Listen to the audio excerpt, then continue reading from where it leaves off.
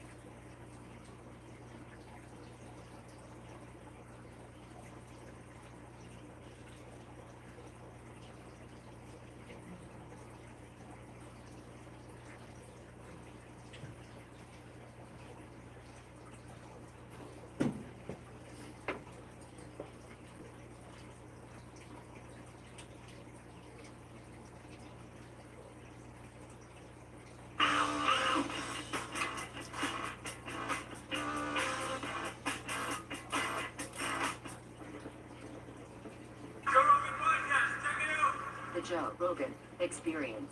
During my day, Joe Rogan Podcast by night. Today's guest is, well, he's the label guest.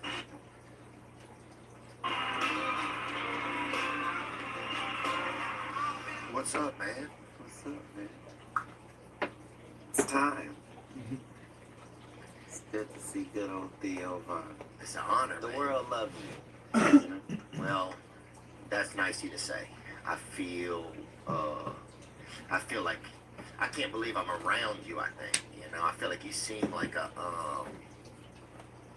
mythical figure. Right.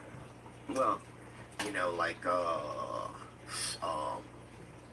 Sasquatch or,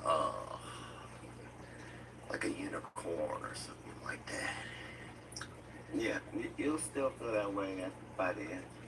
Like, I won't ruin that. Yeah, okay. Yeah, that's the good thing about people like you and I. Like, if somebody thinks that they like us and they think they've made a connection with this person on the screen,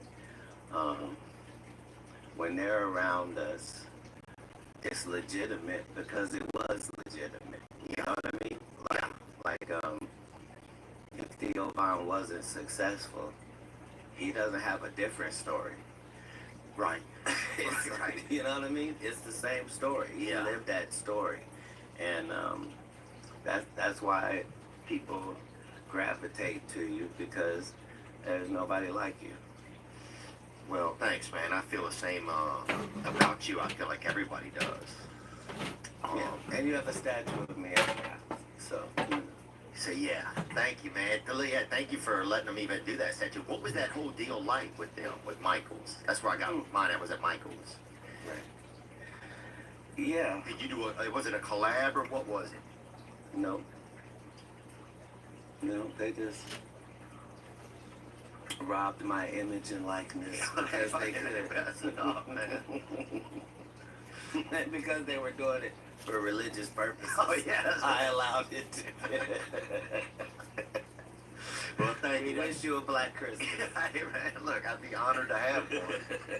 I'd be honored to have one. Yeah, man, because when I met that guy there, he said, we got 2 left, man, you know, and there was 200, and one of them was marked down because they had a chip in it. But it's still, man, it's an honor. I keep it up at my house year round. And people walk in, and they're like, no way, that's Cat William right now. It is. And it's beautiful, man. Thank you. Yeah. You have a new tour, man. I know people talk about touring and comedy a lot, and I want to know what kind of keeps you still doing comedy. Like, because I think when we start out, maybe it's to be funny, and then some people get to this place where they want to have a message. Do you notice that kind of tone shift in your, like, desire to do it over time? I don't think so. Like I always try to have a message just because I enjoy the fact that while laughing and joking, you might learn something you didn't know and have gotten it from a comedian. And I kind of dig that.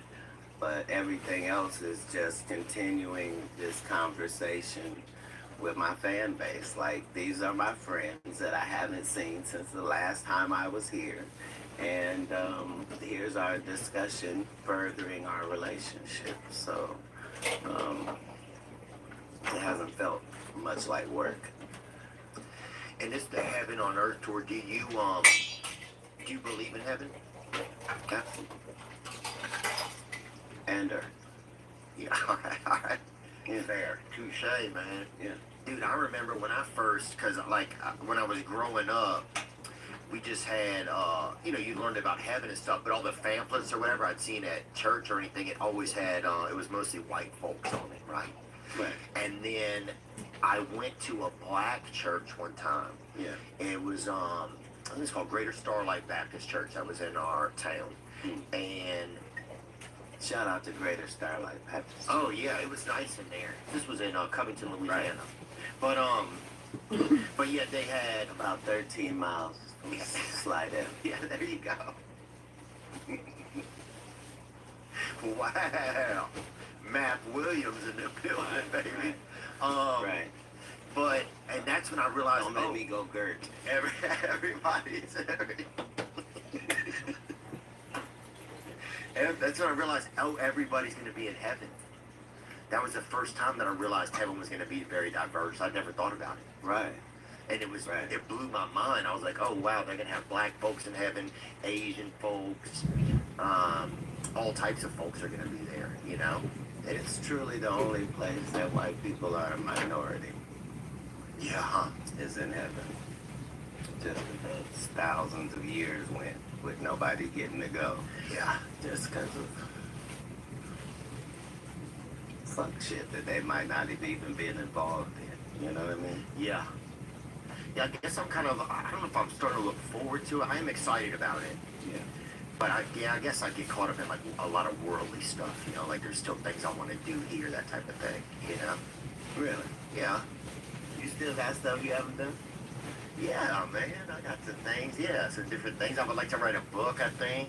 Don't say what they are, but Okay. I'm saying just the fact that you got things that you're excited about doing, that's the joy of life. That's when you're living is so many. That's why it's so difficult for these super wealthy people to be fucking happy. Like they can do everything else, but they can't fucking be happy because they've lived all their dreams. They got everything they were trying to get. They wake up and they can't score a touchdown no matter what. It's a terrible life. But guys like you and I that still got stuff to try and taste and, you know, things to feel and people to be around, like, it gives life a wonderful meaning. Yeah. Yeah, I think that is something that, like, if I stay kind of motivated and I have a plan a little bit, it keeps me a lot more, like, okay, I want to do this, I still want to try that. Yeah. And I start to think, man, I'm running out of time, too, you know, if you really like to taste different things and smell different flowers and, you know, and see what's on in different gardens and stuff, then you start to run out of time. No. You don't think? No, because you had to be in the position that you're in now for you to be able to make some of these things happen. Couldn't have done them at 34, 24, or 14 because circumstantially you weren't ready. You weren't ready financially. You didn't have the time. You didn't know that's what you wanted to do. Now at this place is when you can make those things happen. Like you can do everything on that list of yours in 2025 with no fucking sweat. And your biggest problem in 26 is I gotta have a new list. Yeah, time is one of the main things that's made up. Yeah, you think? I know. So it's just used as like a mechanism to what? Limit our thinking? Well, don't say limit. You said that you like this thing because it gives control and it puts things in its place, and that's what time does for us. So that we're able to keep track, you know. But the less you deal with time, you realize you have the right amount of time to do everything you got to do every day, 24 hours. And you could make it an adventure every fucking day. Like, hey, I could die tomorrow. What would that mean I would need to be doing today? How do I, you see what I'm saying? Right. Like, not looking at it like, oh, I'm running out of time. No. Dead people ran out of time. Everybody else alive. You got 30 swim trunks. Do that for me. You know, How you gonna say you got 30 swim trunks, but you ain't never been in the ocean, Joe Rogan? Bro, thank you for having a good sense of humor, man. That's what I am. I am a good sense of humor. Yeah, sometimes we forget about that along the way, man. You are. Right. How long you want to live for then, you think, Kat? You gotta check out, when you ever think about it? I was promised that I won't have to deal with that. So I don't consider it. I do know that,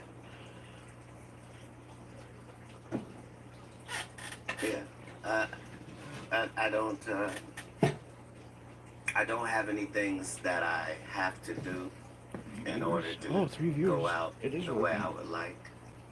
So that's a blessing, and about one of the best you can get, you know, is being okay with the body of work and the legacy and the feelings and the emotions that you left, you know, and I still haven't done my best, like comedically. Like, I'm still not my funniest. Like, I'm still not working hard enough. Like, I'm still not, I still haven't made a complete package of myself yet. So, Do you think some comedians start to feel like they have, and that that's a trap? most comedians have, though. Ah, Yeah, I'm saying that becomes part of the career, is the fact that a lot of guys that are doing comedy right now were funny from 1995 to 2004. They're still working. yeah. They're still generating income. They're still, but their best comedy is long behind them. They're not that comedian that was thinking something was funny and writing it down and figuring a way to get this to the people. And so, yeah, it happens. What sidetracks to me is, I guess it could be all types of things, huh? What sidetracks them from maybe fulfilling their Excellence is difficult, but to be mediocre, there's no pressure. Like, you know what I mean? Oh, Like, yeah. like if you don't feel like you have to be the funniest person that this crowd has seen tonight, then you don't. And there's nothing wrong with that. Nobody's gonna jam you up about it. They'll go, oh, you're funny. And for a lot of people, that's enough. How do you pick you've had a lot of openers, like I've met a lot of your openers over the years here and there. Yeah. How do you choose them, man? How do you choose these guys over women? You need a lighter? Whether you're, oh no, I have no need to apologize. What I choose them based upon whether the whether their point of view is unique to them. Like, I don't care what a comedian's talking about. That's your business. I don't care what jokes you're making or how your set flows. But are you telling a story about you? Can people see this 8 minutes, 12 minutes you're gonna do and know you and have a chance to like you? If you do that, then you can open for me, because my allegiance is to the people out there in those seats, and I want them to see the very best comedians that I can possibly bring. Somebody they'll enjoy, whether they're male or female or white or black. Just do they come to work? Do they have a show for you? You see? Yeah, that's what I care about. Yeah, I think when I was getting into comedy in the beginning, I wanted people to know me, right? Like I like the jokes and I want them to laugh and feel good and see different ways that maybe I think and stuff, but I wanted to sell myself. That's what I always thought, I think. Yeah. When I first started, I didn't think, I don't want you to remember one joke. I want you to remember me, right? Like I felt like this desperate. That's a star, though. See, you knew that you would be a star. That's different than a performer. A performer is based upon the act. What I'm saying is, magicians ain't shit unless they doing magic, Yeah. right? Oh, if I see them bitches, yeah, I don't Right, bro. right. Yeah. But a true comedian is above the comedy material. The jokes are secondary.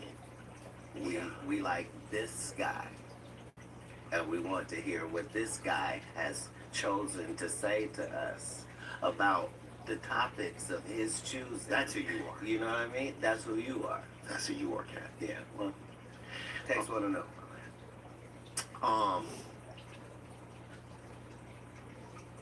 Yeah, you grew up in Ohio, huh? Yes. Yeah. Did you grow up by Dave Chappelle? You guys grew up near each other. Dave Chappelle's not even from Ohio. Isn't he? I bet he's from Dayton. I'm from Dayton. Are you really? Yeah. Chappelle's from DC. Oh, damn, my bad. Sorry. No So, but problem. he lives in Dayton now, though. Yeah, he has a lot of. He owns probably $5 million worth of property out there. Dang. He's done really well for our Dayton, Ohio. They got a beautiful museum out there I went to. Dayton's a wonderful place. They have the Air Force Museum, I think it is out there. Yeah. Because we have Wright-Patterson Air Force Base Yeah. that we're very, very proud of. Yeah. It's awesome. Yeah, they have, I think Fat Man and Little Boy are in there. Is it the plane that dropped, there's the planes that dropped the bombs on, I want to say Pearl Harbor in there, maybe? Air Machine. It could be Pearl Machine. Harbor. Little Boy and Fat Man. Yeah, that's what Rogan named his the rooms of his comedy club after. He certainly did. The mothership. Yeah, they really get it over there. You feeling the pressure? Of his interview, No, of Austin. of moving there, Is Austin calling you? A little Are bit. they trying to put pressure on a little bit. I didn't like at first. I wanted to do my own thing, like a lot of people were moving there. you? Yeah, But now when I'm there, it just feels like it's a fun energy. it is. And there's people on stage. You can go up and down that 6th Street, and you can do 5 or 6 sets in a night. I mean, that's a lot of practice, and it's probably within 800 footsteps or whatever. Yeah. So that to me seems really remarkable. What's on the new tour? What's it like? Like, what's it like to still go out there? What's it like to do you do in the round? What's your show like? I haven't been to a Cat Williams show. Clearly. Yeah. And what a blessing. You know what I mean? That's true. I still have it to look forward to. Right. And we just learned we got plenty of time, you know? But it's like I don't know, it's like a festival for laughs and good energy, and there are different comedians before it gets to me, and so you get a chance to get an overview of some of the greatest comedians around the country, and get a chance to see them. And it's hosted by Monique, and Monique is a super large figure in comedy, and she has a great presence, and then after all is said and done, then I come out and I congregate with the people. for an hour. And yeah, the best thing I think is probably the fact that you've gotten your money's worth twice before I get on stage. Amen. And I think that's part of probably proudest. Yeah. Were you? What do you bring with you on the road? Somebody said you bring a Cybertruck. Is that true? Yes, that's my work truck. I have a Cybertruck. That's why I was just curious what you thought about it. When when I'm home on the ranch, that's my farm truck. I love it. Like, It's fun. It feels like you're driving an email, kind of. oh what? It feels like you're driving an email. That's what I feel like sometimes. It just feels like I'm in the future. Like you could floor and just, Yeah, it does feel like a UFO. yeah. Like you'll put the gas on Monday and like you'll floor it and you'll fucking, when it stops, it's fucking Thursday right there. It's like it just has like a, I don't know. Yeah, it's a unique experience. You know, Like, have you met him? Have you met Elon before? no, I don't. I don't generally enjoy the company of billionaires. Yeah. Yeah, I'm trying to think if I know any good billionaires. Well, it's not that they're not good, but I'm saying I don't need to be reminded of my inadequacies. You know? Oh, yeah. Yeah. What you do for fitness, man? What's your fitness regime like? You got a regime each day, or what's that like? The ladies keep me fit. I'm heavy in sexual relations, and so Oh, yeah. that keeps you pretty fit. Oh, I got a cold plunge and a jacuzzi and a sauna that I do pretty ritualistic. I've never been a gym guy. I got 2 torn rotator cuffs, so I Oh, kind dang. of Both them bitches gone, huh? yeah. So golf is basically how I stay where I'm trying to be. But I've never been 7 pounds under or over in my life. You that middle dog. I don't like I'm at 150. You know. On the dime, maybe he'll show up. Yeah. He'll fucking checkmate a scale, baby. You know what I'm saying? Yeah. Right. Yeah, I think I like, what have I been doing recently? Swimming. Oh, there's you playing golf right there. Damn, cat out there. Right. So, you know, if you can get 222 without your arms ever going above your head and do it consistently where it always ends up in the fairway and you're hitting, 14, 16 out of 18 in the fairway, this is, then you can play the game a little better. Hanging out there, yeah. Well, You can't get them arms off. I guess at a certain point, your arms don't need to go that high in the air anyway. I'm trying to think of what I... well, it would certainly give me more yards and a fuller thing. It's just the rotator cuffs don't allow it. So I started golfing with these 80-year-old guys that Them bitches, you gotta weigh, you gotta... like they can barely get out the car, but Yeah. then they come out there and outdrive you. Every shot is better than your so they taught me how to play golf under restraint so as to not hurt myself, So And how'd you bang them cuffs up? What happened, you think? which means How'd you, oh, Were you swimming? I was in the midst of a push-up contest. no way. You blew them out. Yeah.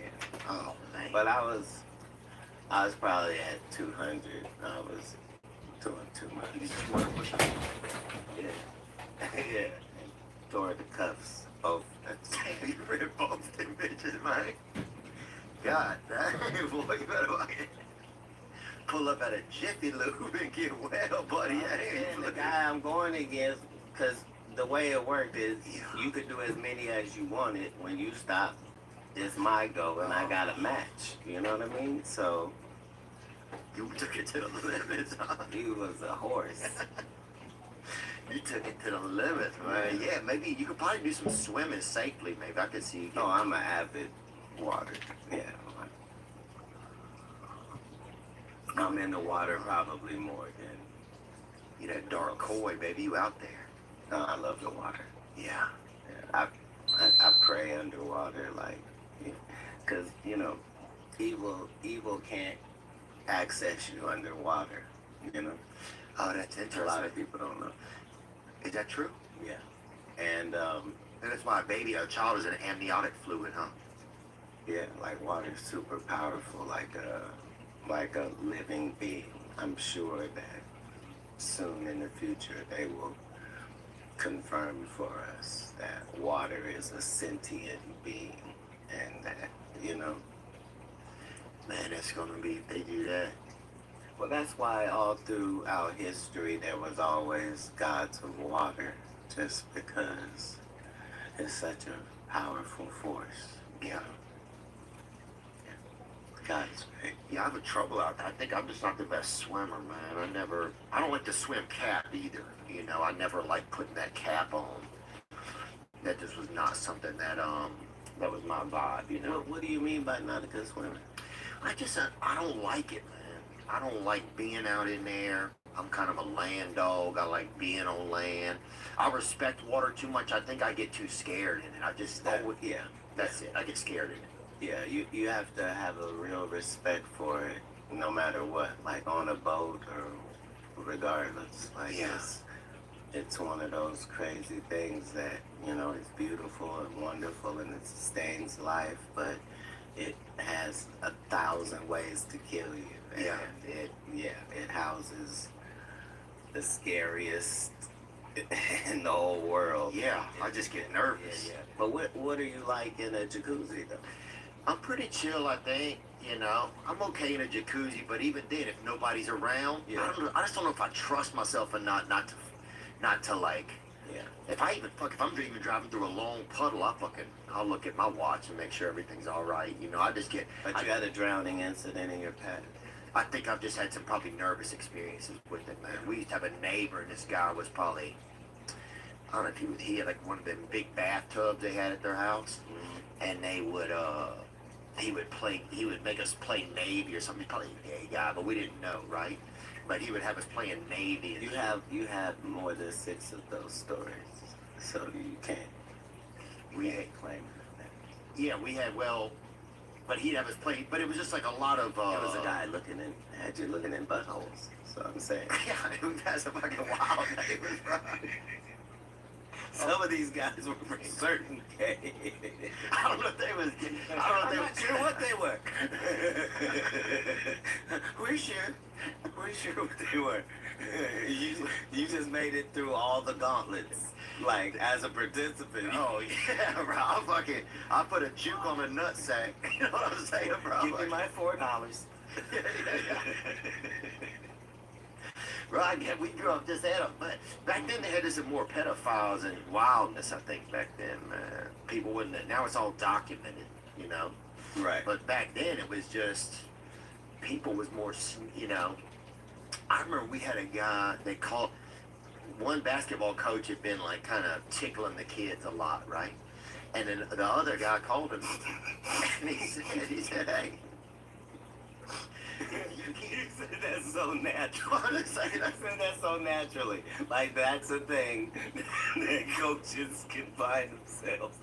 He trying to get that 3-pointer out of you, bro. He trying to like. Oh. But they had, but they called him and said, hey, they said, Mr. Sharp, he said, you can't, if you keep tickling a kid, you can't coach him no more. But that was it. There wasn't like a lawsuit or anything. It was just more, stern activity. Don't do it. Don't do it like that. But we had, I don't fucking know, man. What were we talking about? Oh, swimming people. Swimming, man. Yeah, I think I just get too nervous in water. I know it's too powerful. That's what I know. Yeah. I know it's way more powerful than I am, man. Yeah. But it's so funny you get that, like, yeah, because I could see you, man. I think sometimes if I think about you, like, I could see you having, like, a show at a SeaWorld or something like that, Like, you know what I'm saying? Man, like the cat. No. It'll be a one night only. But still. Because I'm letting everybody out. Oh, you free, bro. Like, this is wrong. You free. Like I'm black. I'm not going to stand here in front of a prison and do a show. You freaking all the black fish on everything. All the fish. Every fish in the ocean, bro. Free Nemo, bro, till it's backwards, man. I don't know what happened yesterday. Everyone's gone. Dude, if they had one night though, Yeah. I'm talking a $320 ticket. It's a pricey ticket, but it's Yeah. a one night only. Cat Williams and the Whales, baby. Right. Cat, fish, I got you. people, bro. It'd be unprecedented, man. You know? Indeed. Indeed It it would would. be unprecedented. People would love it, man. I think people are loving the fact that you're sharing new stories. Thanks, man. Right. Yeah, I like it. So get back to the guy in his big bathtub. Oh yeah, Roy was his name, right? Roy. And he ended up in the military. But at the time, nobody knew that. You know, we were just children, and he was, and he got a whistle or something. Somebody bought him a whistle, and so he would just have us like do these like little games or whatever, you know, and so I don't know if kids were violent during that, or sometimes people would be aggressive or something. But I think maybe that made me nervous about water. My sister almost drowned one time. I thought she did drown. She didn't, but she almost drowned once. So I think just stuff like that. We would go swim in a river, and there weren't a lot of lifeguards. So I think that's super scary because, you know, you get caught with a current or something. It's just real. It can be a lot, you know. Which river? The river we were at, I think it was probably part of the Chafuncta, like a little tributary of it. Dirty water. Yeah. That's scary too. Yeah. Yeah, so just that kind of atmosphere, I guess, maybe. I'm trying to think what made me so scared. And you know what? I don't know if I knew how to swim that great. Yeah, Chafuncta River. I don't know if I knew how to swim that great, to be honest with you. But yeah, I think, yeah, people could. I would love to see you do a water show of some sort one day if you ventured out to that sort of thing. I appreciate the fact that you're giving me ideas of things that are unprecedented. Yeah, it'd be really cool, man. Nobody else has a water show. I love that.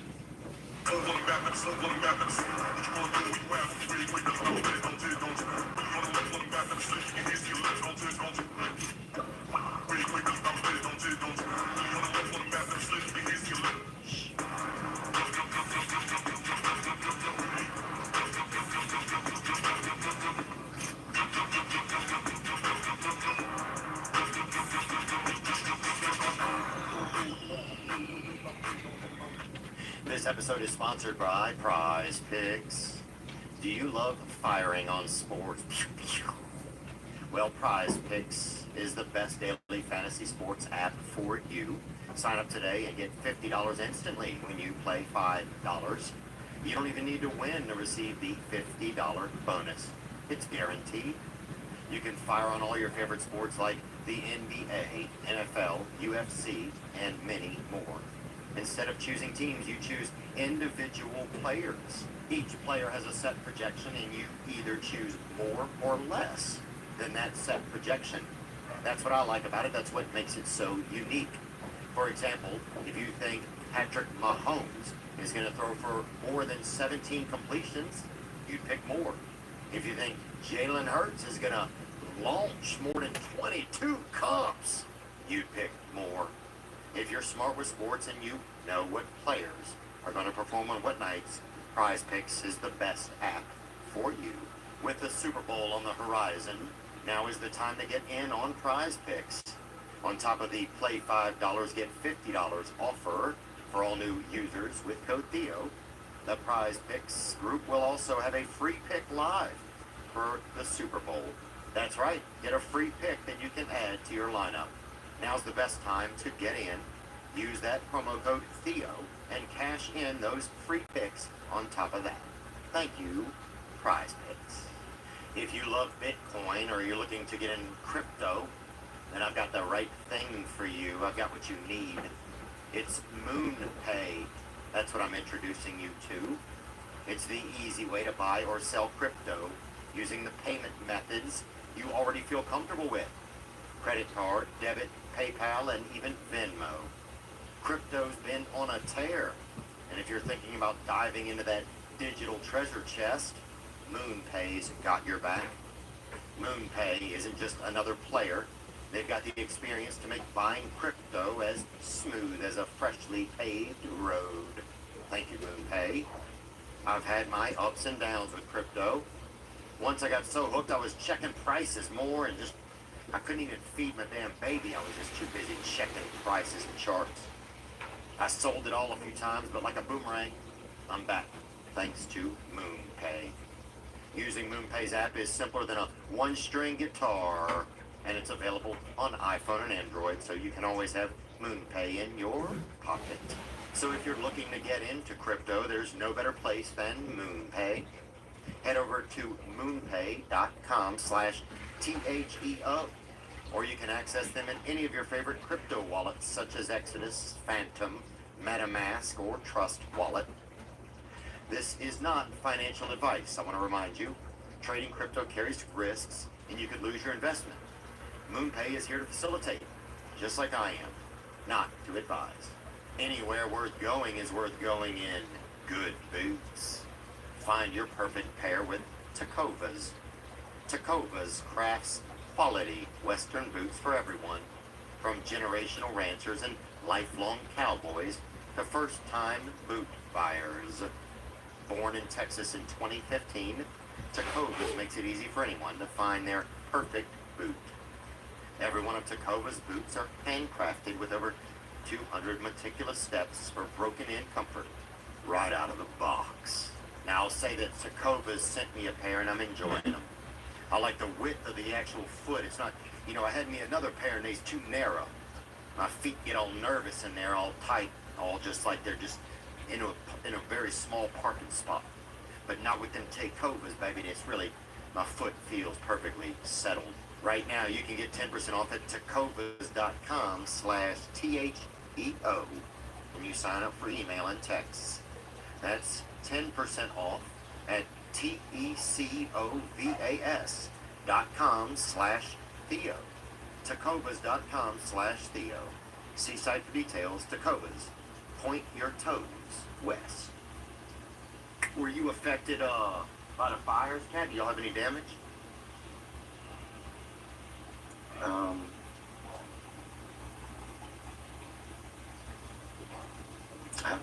I felt like everybody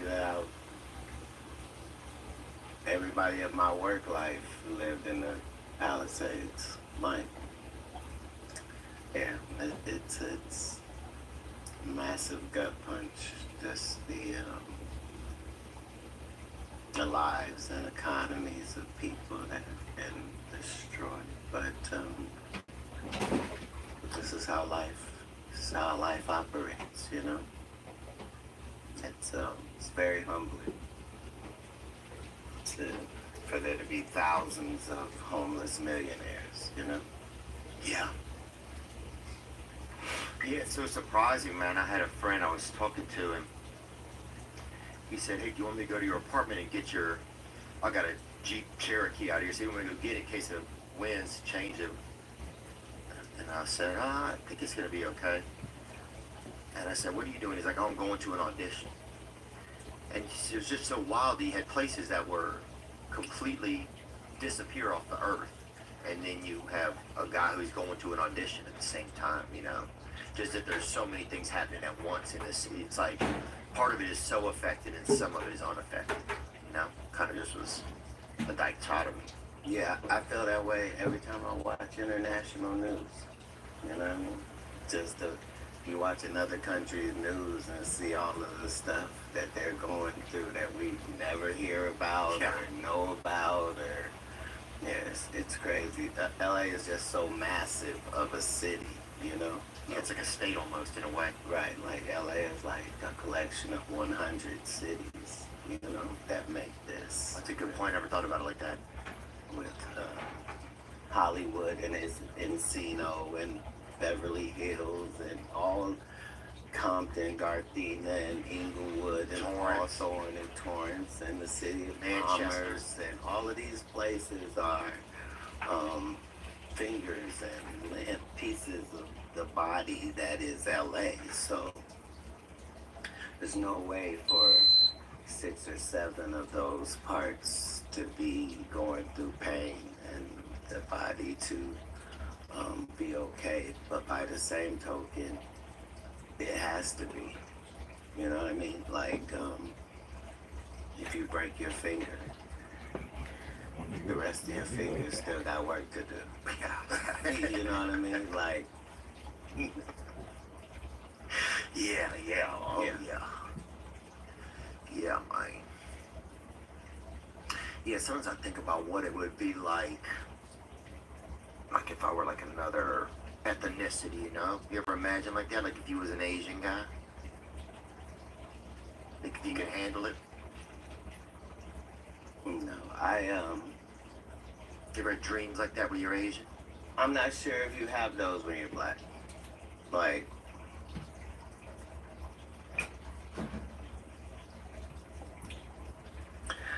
I'm saying I was born black, so I was born a superior being, a superb specimen, if you will, as far as human creations are concerned.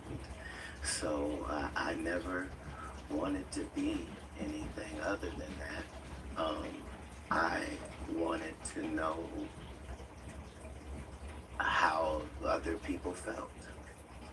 So I didn't, But you never like thought I want to be that.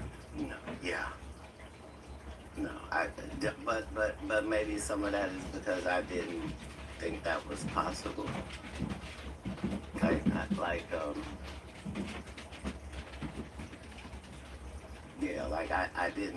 I didn't see it from a negative perspective. I saw it from a positive perspective. Right. You know what I mean? Like I'm in the driver's seat. I don't. Yeah, it'd be cool to be a passenger, but I like the seat I'm in. That makes sense. Yeah, I didn't think that Chinese people were having more fun or doing Yeah. better things, or I thought they were doing different things. And Yeah, they're doing fine. yeah, and I was interested in knowing what those were, but it never dawned on me that they might be better. Yeah. You know what I mean? Right. And I had white friends that were admirable, but I didn't imagine being white, and I didn't think that they imagined being black as either. But you have a great imagination, which is what makes you world class. You know, like you have to have that. Because I heard you tell the story. I know the story. Yeah, because I think about that a lot, I guess, of what it would be like to be different ethnicities, if I could handle it. You know, if I would think it was fun. I don't think that you would be as different from yourself as you Or as a white guy. imagine that you would be. Oh, you would just be kind of the same, but just in different shades. Right. What I'm saying is, I don't think that you because So you think the thoughts and all were kind of the same, then you think? Like that's I'm almost certain that you as a black guy are also not the norm. You're not. yeah. You're I could do it, I think. kind of the singular. Yeah, you can. Okay, I would like, you know, if I ever, or I don't know, I'm trying to culture vulture or whatever, but I would like, if they ever give you, if they do, you know, if they let people, if I get to do reincarnation, I would put in an application under that. Okay, so let's work this out. Let's work this out, because if reincarnation is real,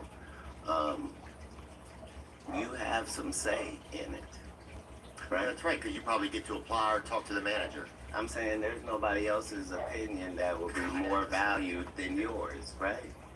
So let's decide. So where are you coming back? What do you want to try first? How much ethnicity you mean? Don't go right to black. Okay, I won't. I'll wait. Yeah, I'll wait at least a round or whatever. I will do. I don't know if I. But I do. I don't. Asian seems so. It feels like you could do. It feels easy to do, kind of. I hate to say that. It just seems. Yeah, that's racist. Sorry. No, so, Okay. Yes, I said it. Asian people. Oh, I would be Mexican. Mexican seems cool. It's you're kind of almost you're like a little black or whatever, but you're also you're just right. What was his name? That came in your school. oh nuh-uh. First man. No, the first Mexican that we ever had in our school. Not Constantine. No, Nicholas. Nicholas. Right. Right. So you at least have some experience. Yeah. Like you know how you could show up. You know, and you could be a hero Yeah. and not get ahead of yourself. Yeah. Yeah, I would go easy into it. I wouldn't let anybody know that I had been there, that I was, it was my first time. You know, I think you'd have to be, because sometimes I believe you have first times as a human even. Like you meet some people and it's like, oh, this is this person's first time being a human. The soul. Like this is, Right. this is a damn newborn, you know? Right. And then you meet some people, you're like, damn, this person is a sensei. This person has been. They've been here before. They've been here before. But yeah, I wouldn't go do black first, man. I wouldn't. Yeah, I would definitely keep that for like a. Or I would. Yeah, I would try. I would be honored to do it if they let me do it. That's what I would say. I don't speak for the entire delegation, but And I would do my best, man. we would be that again as a black guy, we would be honored to have you come through Apply. our path. And the only reason I said don't do it first is just because there are certain things that go along with it that you just don't know how you would handle it, you know, Yeah. until you got the dick of a horse, and then you just got to figure this thing out, like. Fuck yeah. Oh yeah, you got a parallel park. Even probably tougher.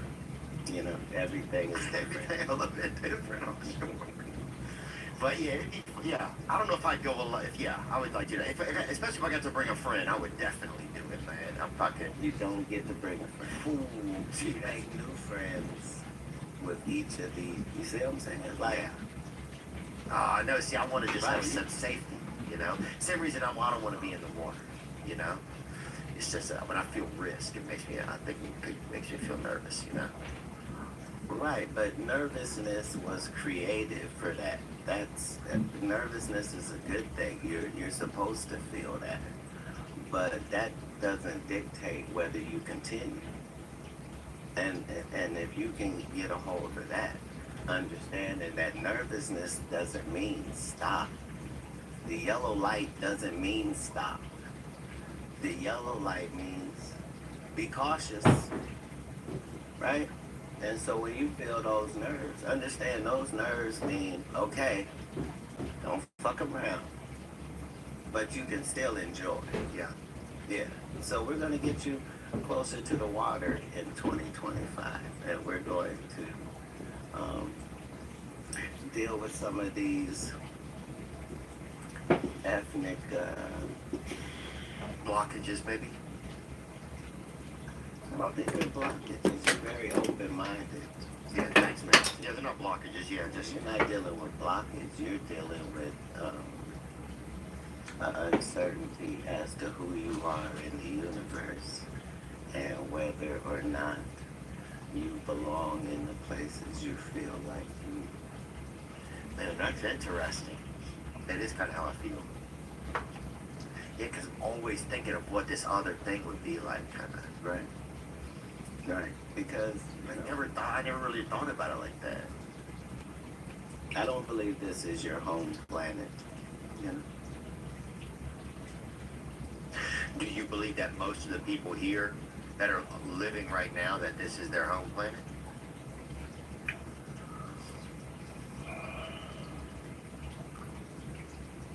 No. No. So you feel like there's more, that do you feel like we're maybe a species from somewhere else that's been kind of, that landed here, or that got? Mm-hmm. All of the religions tell the same story, and all of the stories are started up there and then end up down here and then continue. And there's a reason for that, I believe. Do you feel like this is like a place we're supposed to learn something? Do you feel like it's a place that we're kind of just spending time? An experience, a destination. Um, you and I are at an age where we remember when the video game experience wasn't what it is now. It was still a game, like Monopoly or something, you know? Where it is now is a whole different universe that you can live inside from your Xbox or your PlayStation. And in Call of Duty, you're an actual soldier and you get kills and deaths and eliminations. And when you then cross over to the PGA game, you have your actual golfer that looks like you and has the name you gave him, and he's really gonna go out there and do this 18 on Whistling Straight. And you know what I mean? Like, yeah. And then I go and get in my Podium 1 sim racer and I pick the car of my choice, and I'm an actual racer. So that those experiences located in that console, that's this experience here on Earth that we're all able to share. And that's what would make that reincarnation possible. It just means, oh, yesterday I played that game. Today I'm logging in this experience. And so, yeah, certainly a universal college, if you would. Yeah. Yeah, sometimes I forget, I get caught up in the minutia of things, you know? And I forget to kind of have this bigger breath of like, this is an experience. It's not a sentence. An experience in which you're winning. Right. And an experience in which you're in a better position than others who have been in this same, you are excelling in a life in which you very well could have turned out to be nothing. Yeah. Or another statistic, or just another forgotten body in a ditch. And those were the hazards, right? Yeah. And you, Theo Von, made it through all of that and negated all of those horrific possibilities and are here in this position, the best you've ever been, you know? And those are the facts. And if we tell ourselves more of the facts in our head, then we don't hear so much negative, you know? If we try and just focus on telling ourselves the fact. Yeah, of how good we're doing. Like, we're much too hard on ourselves. Oh, yeah. Yeah, You know? I feel that all the time, man. Yeah, I feel like I don't know any other way to be almost sometimes. Like, not in a bad way, but yeah, I feel like it's this constant sentence, you know, like you gotta, I feel like there's always been this to-do list that I don't even make, and it's just Right. always been there. Does that make any sense to you? Yeah. That's how I feel all the time. Right. Like, whew, I gotta do, you know, still have to prove, you know, a constant of approving. All winners have that disease. It's self-inflicted. It's for you.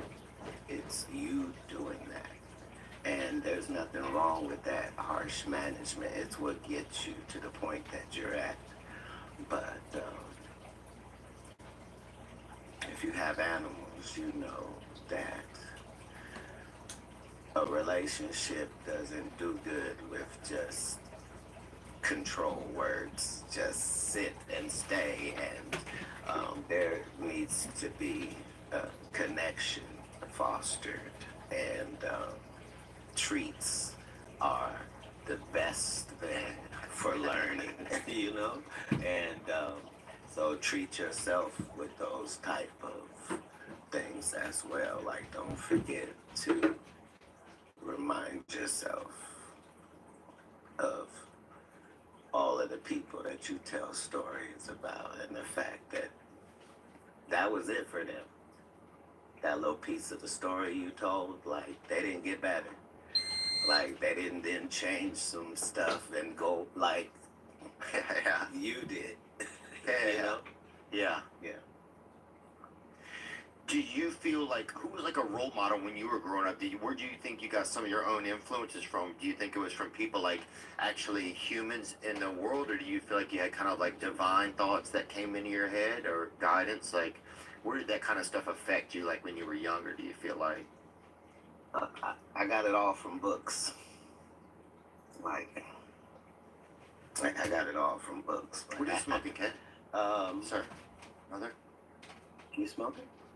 If it's not pot, I can smoke it. Right. He said if it's not pot, I can smoke it. Yeah, it's for certain pot. Oh, it is. Yes, sir. Oh, damn, brother. Yeah, yeah. Sorry, if you needed a cigarette, you can have it.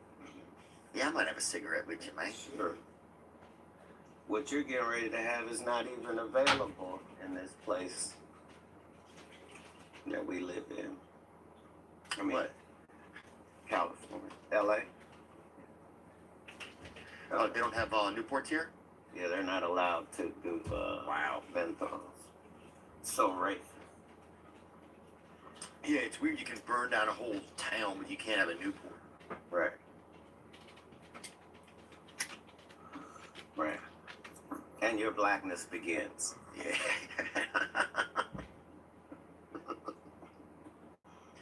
Yes, sir. Sorry. Was that it? Not a lot. Yes, sir. We had some cool black kids growing up in our area, bro. Right. Right. Your basketball team picture is just so wonderful. Oh, thanks, man. Cal Jackson on there, Don Gladys, he had a child. Number 34 of our basketball picture. We had a lot of good kids in there, man. Right. Shout out James Gray. His dad ran a tire place. He was in there. There's Vincent. He got all the ladies Vincent did. And Johnny, that big Johnny, he was damn 11 feet tall, baby. He had birds living on his shoulders, baby. He was up there. Look, We had a lot of cool kids in our area. that's how we know everything is perception for you. You know what I mean? Because you gave two whole different sizes for two niggas that's the same size. You can see they ain't the same size in the picture, no? He doesn't let that change his story. One of them was 7'7". He was bigger than all the trees. The other one was 6'1". Here they are together. Bro, Johnny was so tall, he had windows on the side of his head, man. He was tall, man. He was No, you were kneeling down. countless stories. Yeah, I might have been. That's true. You're right. I was kneeling down, man. Yeah, but these experience, like, no matter what, like, that dude number 34, like, we want to hear his stories. Yeah. Like, we know he's got stories, and we want to know if he'll tell the stories. And the fact that that's what you do is why. Well, thanks, man. Thanks for the nice words. I appreciate it. You do a great job too, man. Thank you for all the joy over the years. You just bought a military base, is that right? Yeah, formerly Fort McClellan. Fort McClellan. And was it an active base till recently, or? I think it decommissioned in 1999. What's it like over there? Magnificent. Magnificent. It's going to be one of the greatest things that I personally have ever done. But it's, This is it. that's the front side of the beginning of the campus, which is 30 buildings, 3 million indoor square feet, 4.5 miles of roads. Like, you know, we got the we got the best parts of the base. They had chemical testing and stuff. We don't have those parts of the base. That's the Department of Homeland Security. But yeah, we just have a wonderful, blessed base at the foothills uh, of the mountains, and it's really magical. And I was able to see what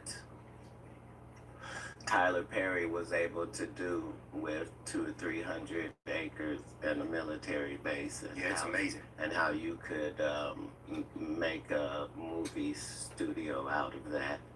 And so yeah,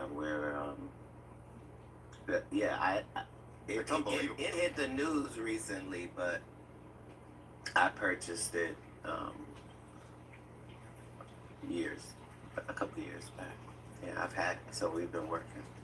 Was that a tough step to like take that? Like, okay, we can get this and we can do this. Like, did you reach out to Tyler Perry? Because I know he has, like, in Atlanta, he has an amazing space. Oh, He yeah. may have many spaces now. This was 3 years ago. I went to a space there to train for something, and it was unbelievable. No. I wasn't looking then or now for assistance. Like we can do this. I just needed to be able to have a home where great movies and entertainment product could be made without any of the shenanigans that are generally involved with Hollywood, and be able to crank them out. And that all it needs to do is be good. If it's good, we're gonna make it. And so, even though it might have appeared from interviews of me that, this guy just loves tearing people apart, really, we're trying to create something where it can provide a platform for a lot of people to show what they do. So, yeah. So would it be a place where you can make other people's kind of dreams come true, like with film, television, that sort of thing? Right, where you can just basically have a great script and a great cast and leave your troubles at the door and walk out with the movie Hell yeah. in the can. You know what I mean? Like, No, I like that. I like that, doing things yourself. yeah. Yeah, because they'll let the comedy movie industry die if we allow it. You know what I mean? And nobody in the fan base ever said, "Hey, we don't want any more funny movies." Yeah. Nobody said that. None of the fans ever were like, "Hey, we're tired of laughing and yeah, boo to the cop." No one ever said that. They just decided, we make more money in the superhero action department. Let's just do all those. Yeah. You know what I mean? And so it'll just take for somebody in the comedy sphere to start producing funny shit, and there we go again. Do you already have projects kind of on tap? Yeah, we got a slate. Well, I'm not allowed to really answer that question, but yeah, like, it's a great location where it is. Like it's an hour and a half from Atlanta or less. It's 45 minutes from Birmingham. And I love that area, and they're so thirsty to be involved. That we have equal thirst. So everybody wants it to work, and so it will. Yeah, Amen. Dude, that's exciting, huh? it is. It is. Will you have kind of your hand in on most of the projects, kind of? Like, is that a weird question?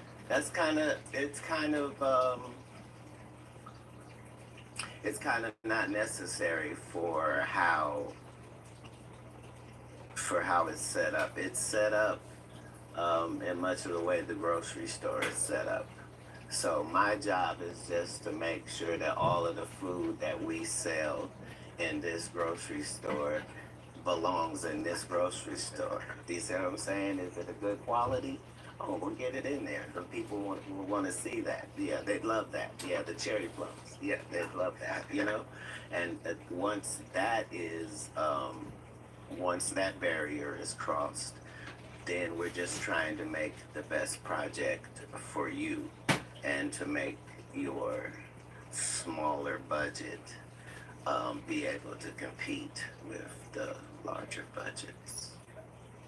Yeah, because comedy, you don't need a really big budget either. It just needs to be funny. Yeah. It needs to be funny, but it also can't be under budgeted though. You see, it can't. It's got to be professional. Yeah, it cannot look cheap, regardless, which means it can't be. You know, and that goes to the equipment and to the lighting, and that's why you need hundreds of acres of space to be able to have all of what we're having. Like they're building an amphitheater, and you know, we have sound stages and a whole auditorium, and you know, Hell yeah. like, yeah, it's That's pretty nice. instead of seeing if you have the cards, that's owning the deck, really. You know? Like, instead of waiting to get dealt the cards, that's like saying, it's just saying you're gonna make sure that things can happen. It's like you having a podcast. It's like it's almost a no-brainer. Like it makes sense. Yeah. You know, it's Yeah. something you know you can pull off. It's something that you know you're invested in. It's something you know you do well. You know, and so yeah, it's that part.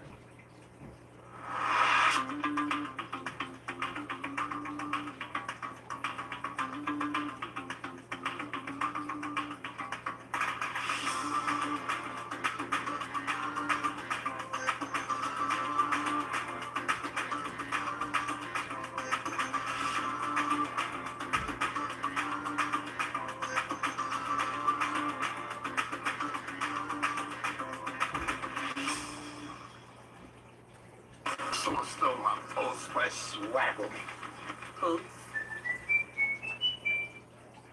Hey there, this episode's coming at you courtesy of Blinds.com. Window treatments?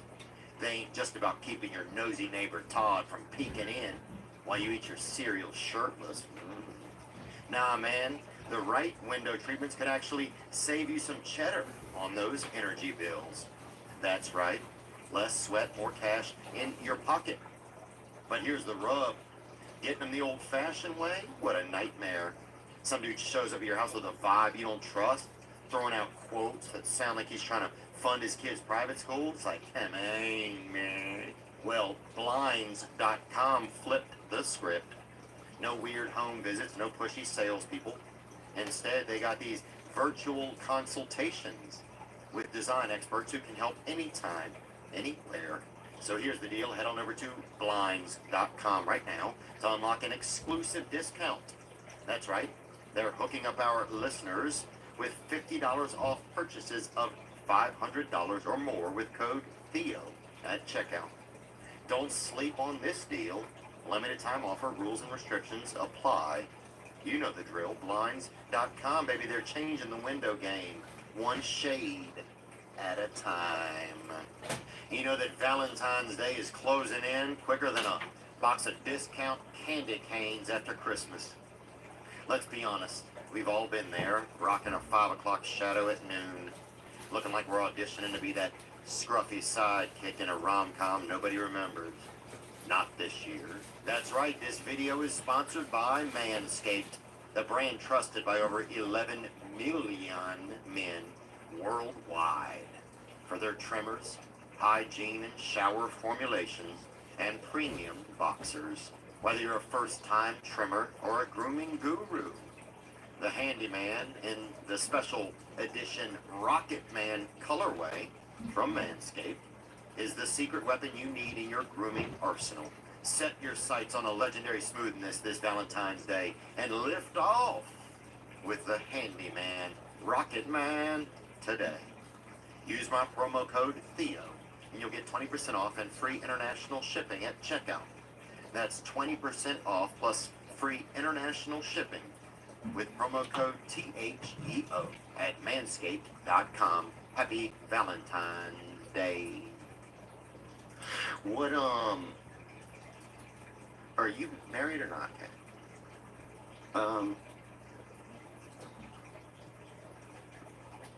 I have wives, but no.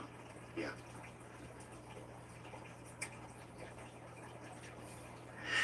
Yeah.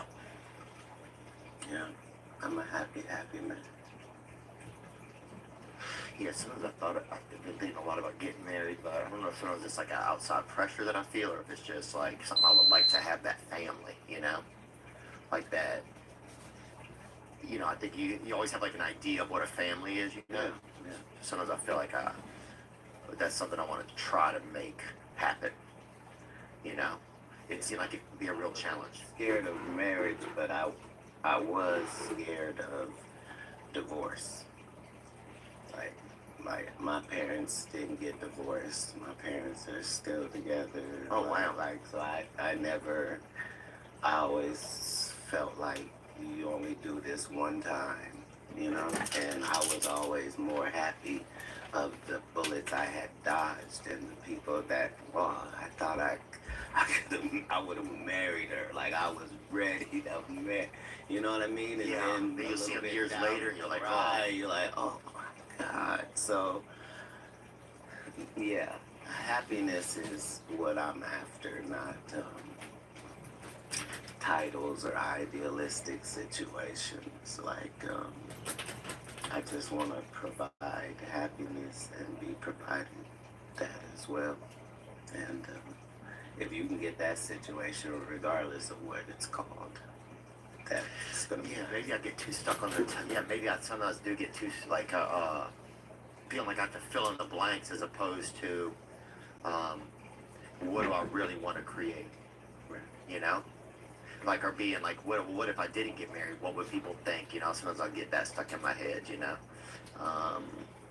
Yeah, I guess it's normal, but yeah, like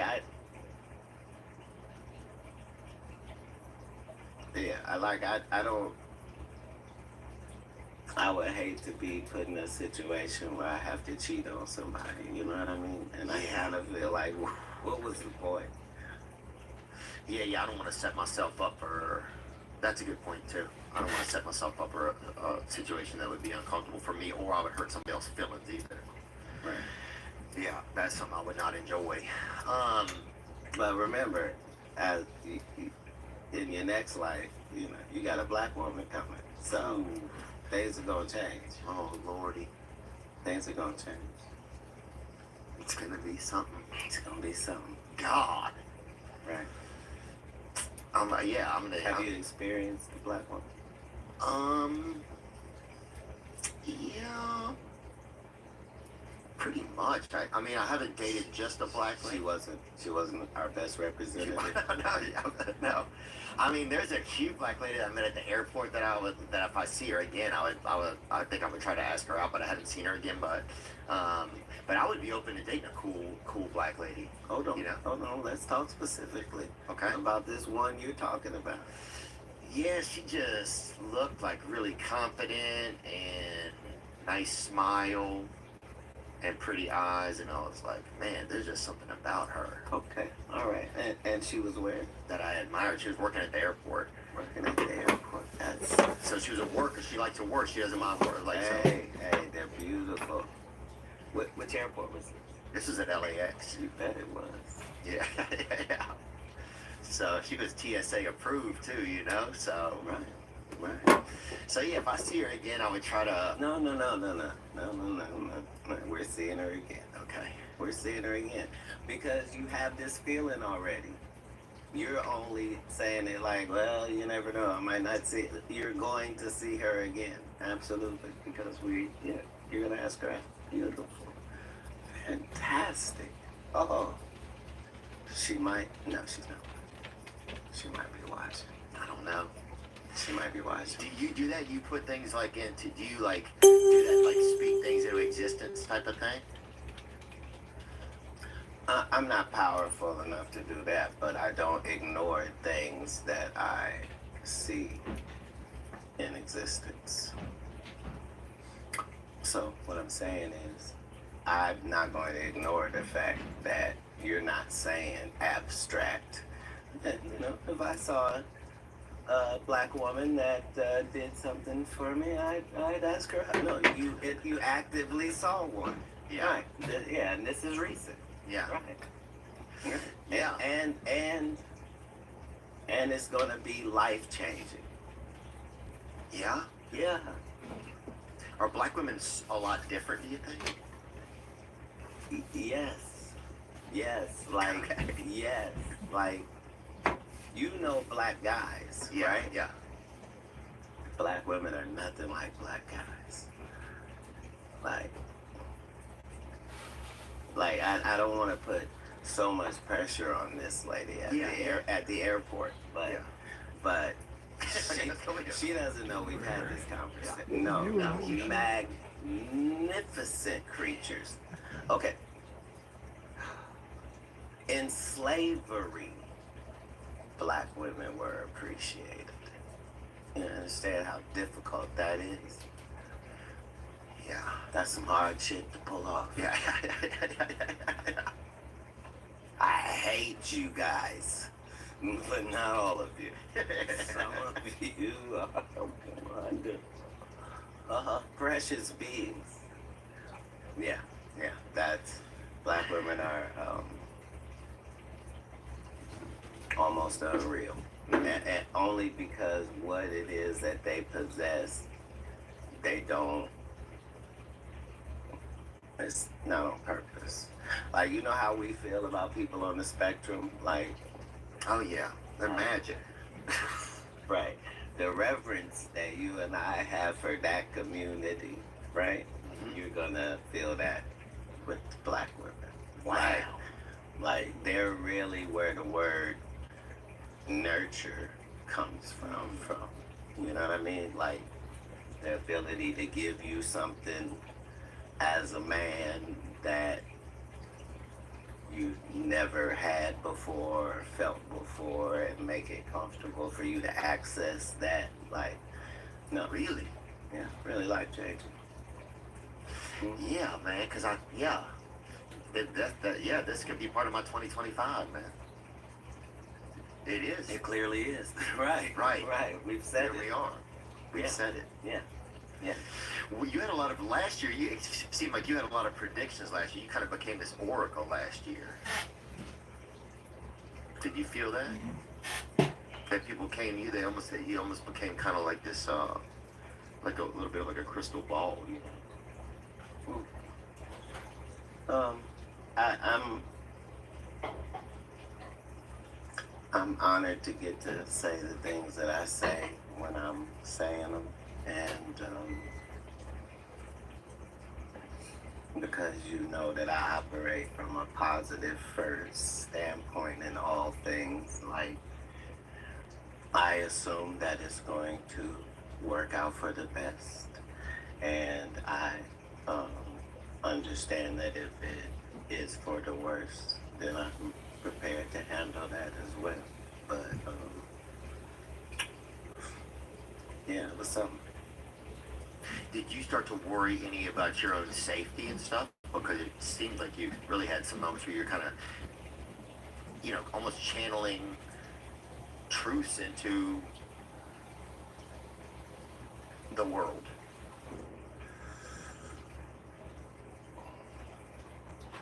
And some people don't like that. Some people don't want to. The dark side of things doesn't really probably enjoy that. Well, what it was that I was attempting to do was impossible. So before I do this interview, there is no Illuminati. It's just a joke. It's just something that crazy people talk about. There's no such thing as our side and God's side. None of that is even real. I gotta come and make it real. I have to come and say, no. Everybody's not the same. So that's why when I said that, nobody came out and went, that's not true. I'm on God's side. Like, none of them. I'm just, the conversation was to show that there are spiritual things going on in the world, and that there are things that are bigger than just coincidence, and that a ritual is something that you do over and over and over again a certain way. You see what I'm saying? If part of the ritual is wearing a dress, then we should be able to look through entertainment and see all of these people being made to wear a dress. That's what a ritual is. You know what I mean? Like, whether they're white or black, that doesn't matter. There's not other jobs where this is a requirement. Why is this? Yeah. Why is this so necessary? Yeah, you don't see the dog catcher show up every other year Like, it's not in a nice skirt, or you don't see an electrician right. come So up in a blouse every now and then. right, I'm saying a lot of people that doubt what you say don't read, and they haven't been readers. You know what I mean? Like, books were my life, literally. I thought that I could learn enough information to be an important person. You know what I mean? So I'm actively trying to eat information. Like, Do you have a favorite book? no. No. Like, even when I said how many books I read, like, people are thinking maybe I'm reading 900 page. No. I'm reading 150, 200 page books. And I'm reading as many of them as I can because I'm trying to earn these pizza parties and these other weekly reader things that exist. My parents don't even celebrate holidays. I gotta get my own gifts, bitch. I'm finna read myself into a t-shirt and a personal pan pizza. Right, Yeah. right. So I got those books, and then I got the ones I'm trying to learn from. Yeah. You know, and Yeah. those are separate. But what was your question? Do you have a first book that you remember reading, like, or one that got read to you when you were a kid, or something you really liked, like a book that set it off for you that was like, oh,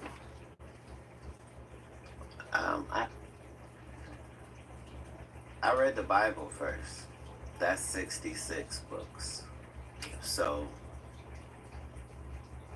So yeah, it kind of was my starting point in book reading, but it's not set up like a book technically. It's very disjointed. oh Right? yeah. So I found that everything else I read was an easy read. You know what I mean? Like, I loved reading all of the classics because I felt like I was literally in this story. You know what I mean? And I could read multiple books at once, and you know, I was completely enthralled with reading. Oh yeah. Yeah, just the idea of being able to take myself into a different place, you know. It was like, and it really, I mean, words were really just fuel for your imagination. It's like, that's how you would get your head going, you know.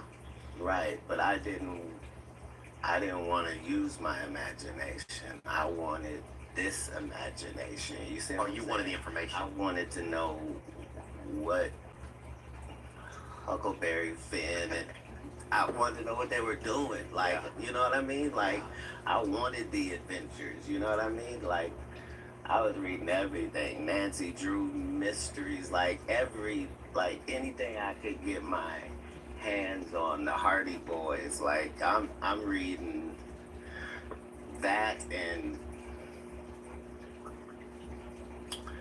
yeah, so many different stories that you start understanding what it takes for someone to be a winner in life, you know?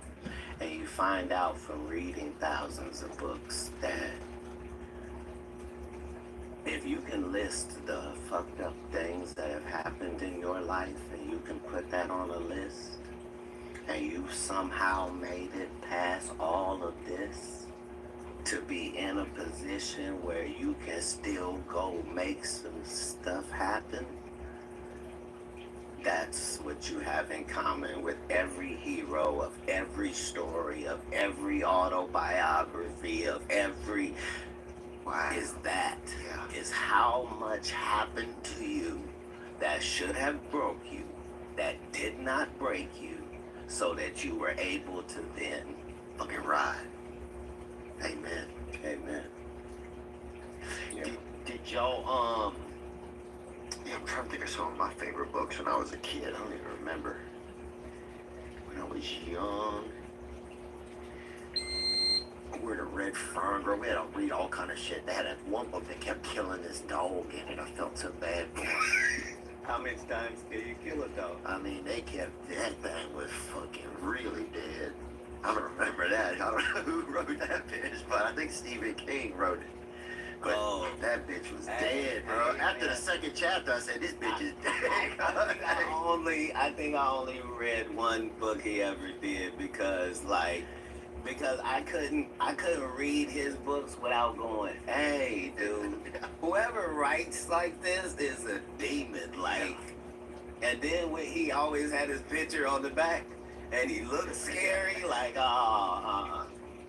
Yeah, he looked like he owned a bunch of ravens or something. That dude, yeah, everybody, he had one book that the animals was kept being alive and dead. Edgar Allan Poe was He was a favorite gangster of too. mine. Oh, he So had a lot many of of them women were. too. Bring up some of his ladies he had. Edgar Allan Poe's girlfriend. He had a flock at and you know, I think he used to live in Virginia. You know that? Edgar Allan Poe. Click on a couple of his dimes he had. Look at these brawls right here. Yeah. Just click on one of them down.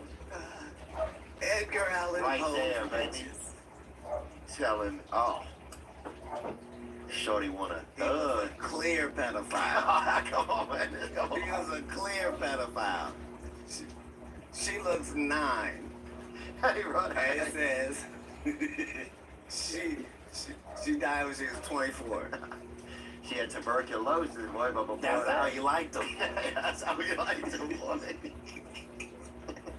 Oh shit. Now she's cute. No, come on now. Right there, Princess, baby. No, foster mother, whatever.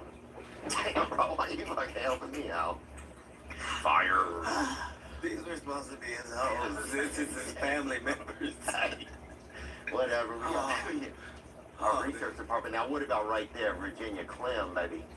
Right. That's a girlfriend. Right, and that was the. I'm saying, even today, that's heavy filters. Yeah. That was her looking good at any age, right there. That particular pose.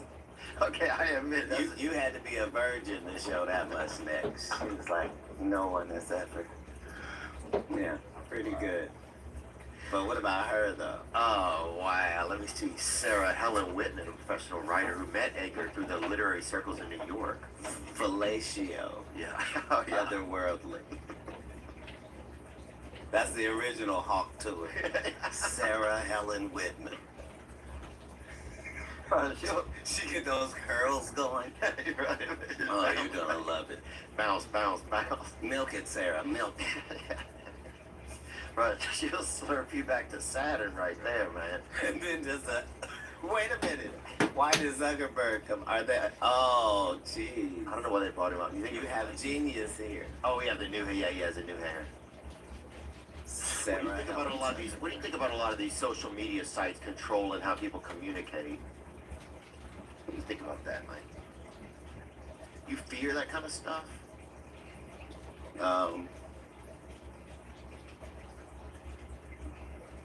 If it exists, it will be controlled and regulated. That's just a fact. Whatever it is, that's the game. The game is to how quick can we get this new thing controlled and regulated, right? And we are counting on them to provide this platform that we use to communicate on, right? So, So it's a trade-off. always has been. I'm saying if we understood that the internet itself is a government function, then how much privacy would you expect? Right. Right. At that point, we're almost the fools for pretending that we would still have it. Privacy. Yeah. Right. I'm saying, Do you feel like in Hollywood that there are, I've heard you kind of allude to the fact that there's like kind of darker forces that kind of like, you know, that present opportunities to people in trade-off, right? In trade for their own, maybe their own peace, maybe their own reality, maybe a sacrifice of their actual direction that they want. Do you think that really happens, that kind of stuff?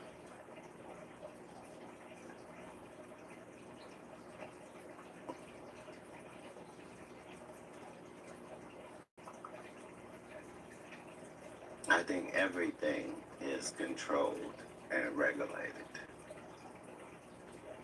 Mm-hmm.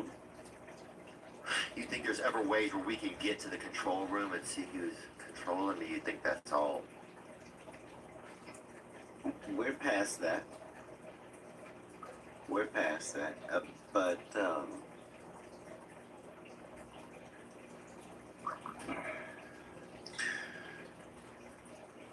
we don't protect the whistleblower, right?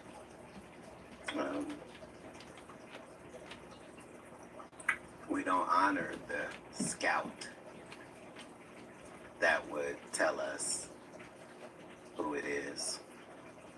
Matter of fact, when they get him, we're gonna go, I could have told you that was gonna happen. They're telling too much truth. Do you think Hollywood has a lot of things that they like hold against people, Like I had a theory that, A lot of this is human nature. right, so it's not even Hollywood, it's just human nature. It starts as human nature. Right. Like I'm saying, these things that I'm saying in Hollywood exist in religious circles, in politics, in the medical profession, and yeah, In any circle of business, really. yeah. They had a big bust with Puff Daddy where he got arrested.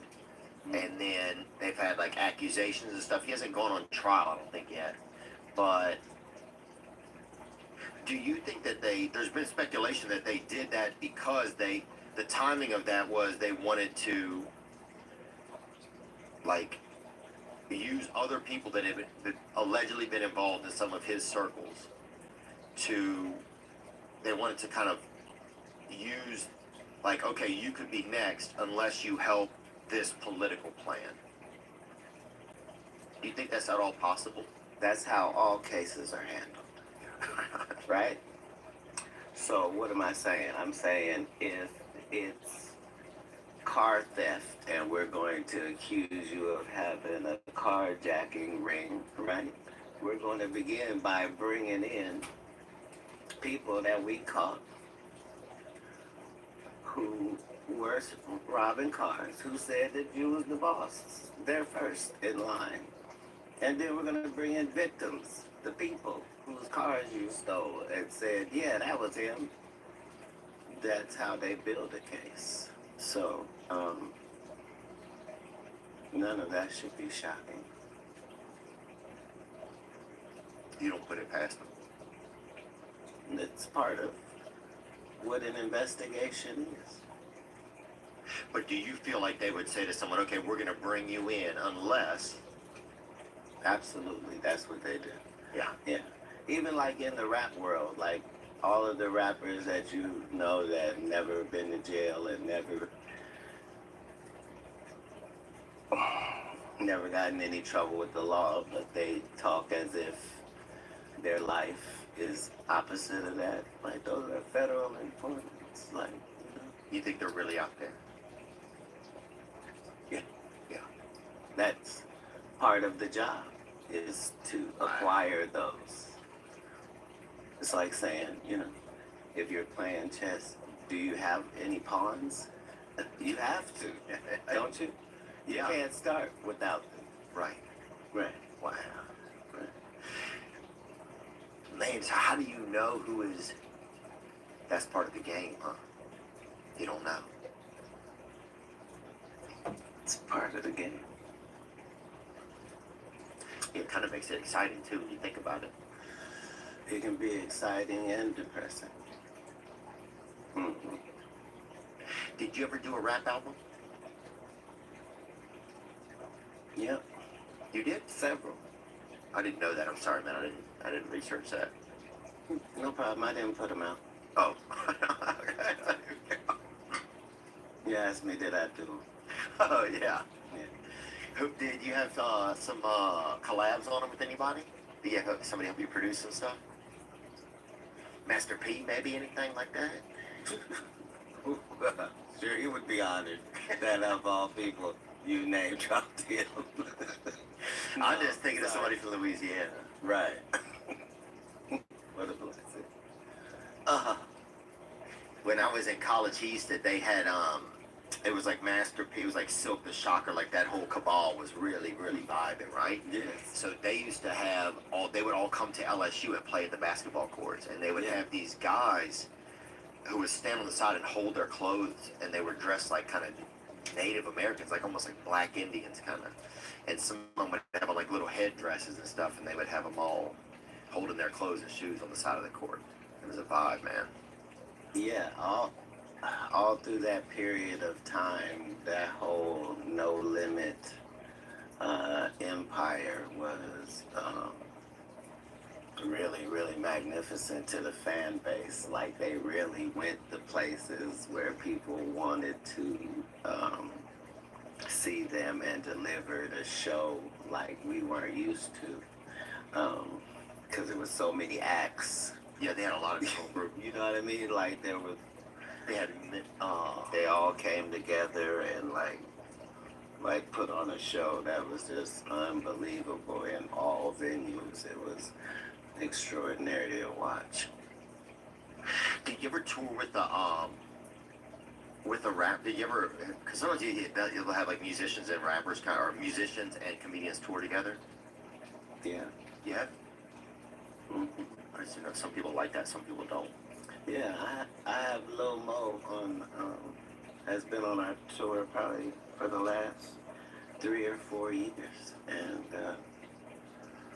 the Lady of Rage as well comes out. Music is a wonderful partner to comedy, you know, and we try to use that. Music and comedy are interspersed in my life, so it's always a part of my set, and yeah, I'm a huge music fan. Are you instrumentalist? You play anything? No, I play nothing, and I cannot sing. Can't sing, can't play anything, which makes me one of the greatest music listeners. You know what I mean? Yeah. Like that's what I like, and I like immerse myself. You know, like there's like albums that represent like whole periods of my life. You know what I mean? Like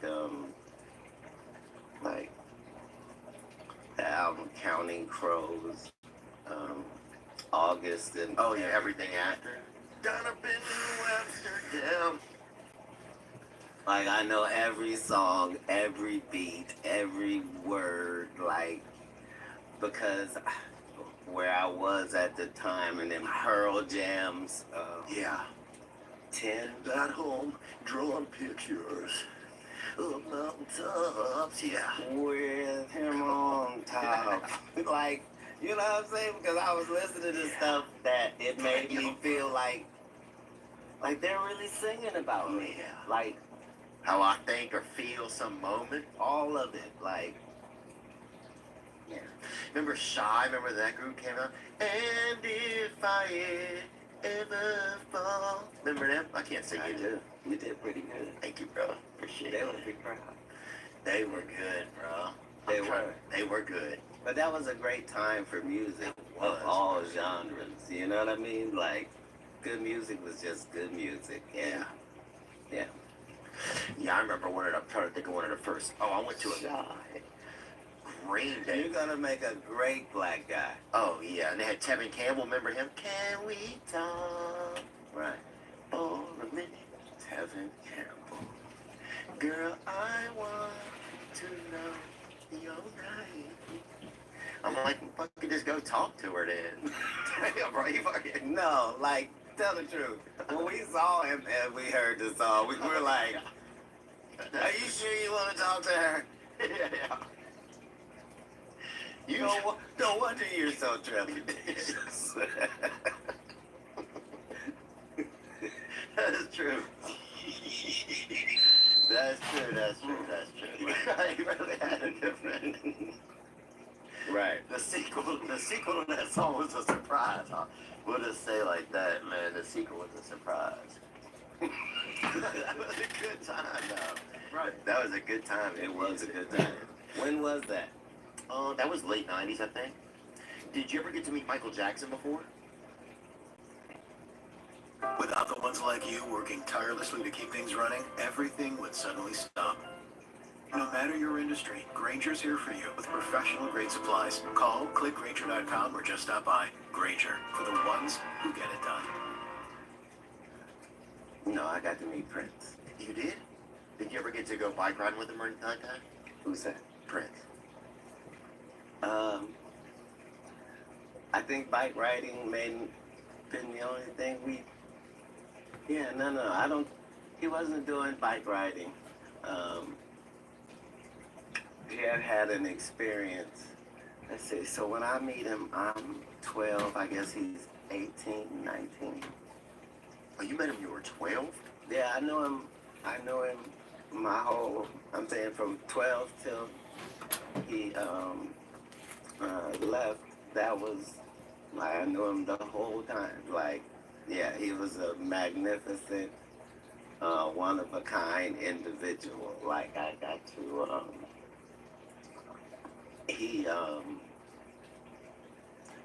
He lived different lives. Like he wasn't where we are. And we're talking about how we need to, reinvent and he was like the master at that. You know what I mean? Like he was only going to be this version of himself for a very short amount of time until he had mastered it, and then he was gonna go to something else. And He always had that energy, huh? yeah, he was. Yeah, but when I met him, he was already a millionaire, and so I couldn't initially understand what kept driving him, because it just seemed to me like he was never happy, because every time I would see him, he had achieved like 30 new things and had purchased like 100 new things, and still yet he was working like he didn't, Yeah. And I probably was just not understanding what work ethic was, but yeah, I learned a lot from that guy. I met Shaq when I was 16. Yeah. Damn, where at, you think? I know where. In Orlando, his rookie year. Yeah, because he played at LSU, man. Yeah, great guy. Great guy. Big Shaq. Yeah, right. Dude, if I was that big, I couldn't get my big ass out of bed at that size. Like, it'd be so hard. Hard. Cause someone's it's kind of hard at even a regular size. I don't believe that. Dude, you know how hard it is to get a big old look at it right there. It's Right. so hard to get up when you big. Right. I watch my aunt get up sometime. Like she ain't gonna get up. You know what I'm talking about?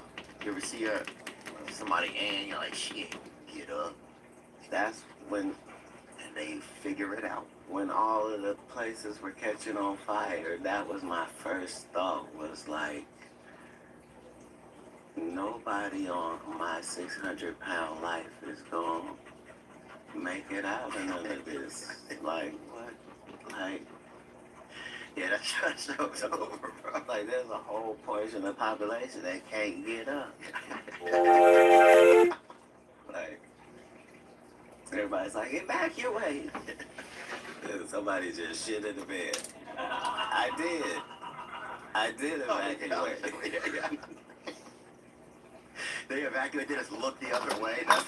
That's their evacuate. Just lean away from the warm. Flip the pillow. Yeah. Did you, what did you and Prince do? Y'all go out to eat or nothing? Like, what did he like to do? Because he's No, so, like, you know how some people have chefs? Like, he was beyond that. Like, he wanted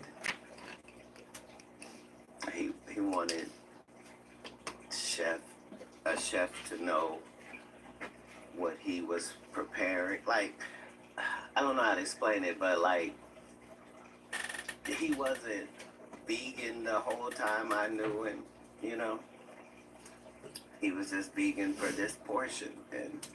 But before that, he had a whole different thing. But he would have an Italian chef to make Italian when that's what he was having. And he, like, to the extreme. He was extreme. Like, yeah. So, you know, you would get the most beautiful meals around this dude because he was a foodie. So, you know. Damn.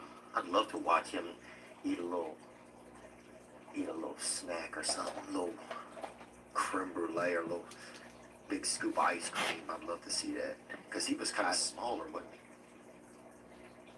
I'm 5'5", so it never really factored in. He'd be bigger than him, I think. Yeah, but I'm saying I wasn't gazing at him while he was eating. You know, Yeah, that's all right, yeah. Yeah, we always had enough women around. Oh, yeah. I wasn't there in a longing fashion.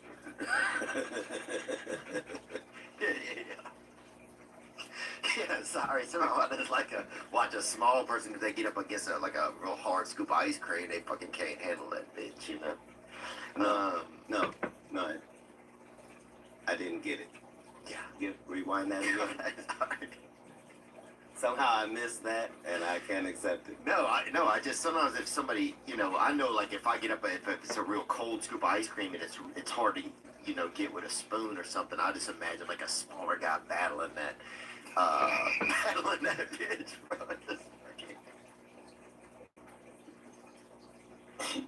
Oh shit! So that's I why wanted you to acknowledge how funny that was. I just wanted to vision in my head, Prince. Just got 2 or 3 spoons going on that pit. He gonna get in there. He'd have whooped your ass. He probably would have. Blessings, man. I'd have had to pull him off. Man, he's a purple superhero, and he is the king, man. In real life, yeah. I'm just joking, Prince. If your spirit is here, I'm sure it is somewhere. It is indeed, yeah. And he had a great sense of humor. Oh, I saw him stop in. I was in Minneapolis. They used to have this place called And he got more pussy than you. Did he? Yeah. Oh yeah, of course he did. What the fuck am I talking about? Yeah, it took me half a second to realize that. Yeah, of course he did. Damn, boy. Yeah. Well, no, they had a place though that he would go perform sometimes on a certain night. It was in Minneapolis, and a lot of musicians would just show up. And one night he showed up there, man, and it was amazing.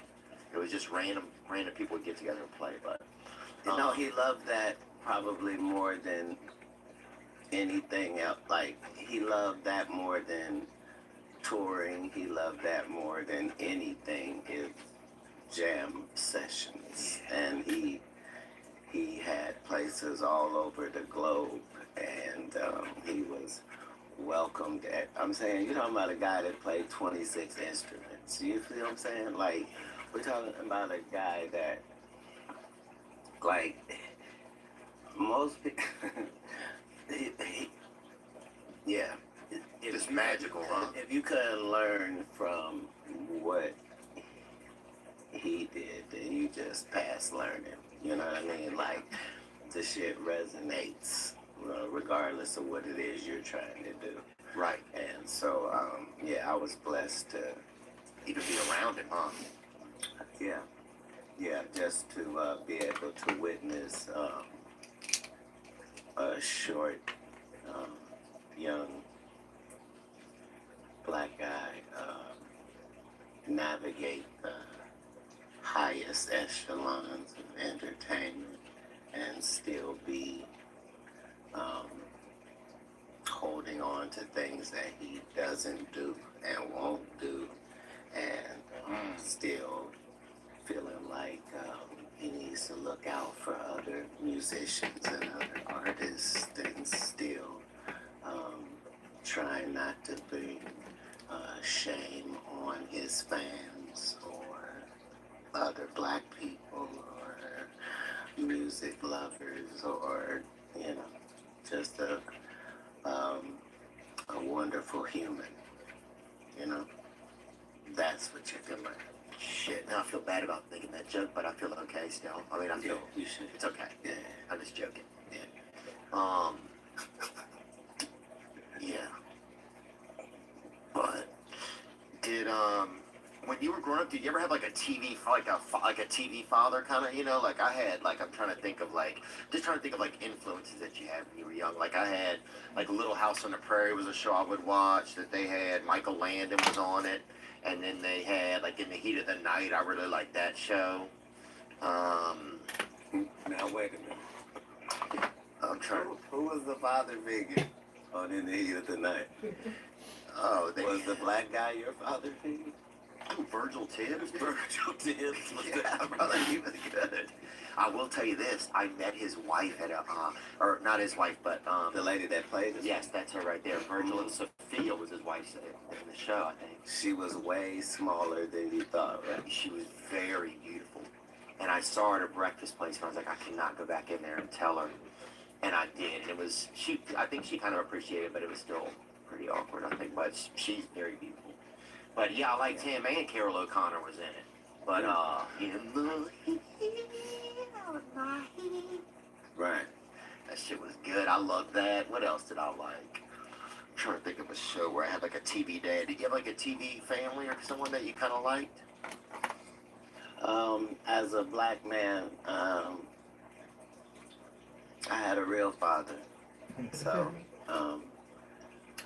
I wasn't looking at TV for the images of a real good black father, because I had one. You know what I mean? So for me, it was a little interesting just to see how other fathers were portrayed, And, Yeah.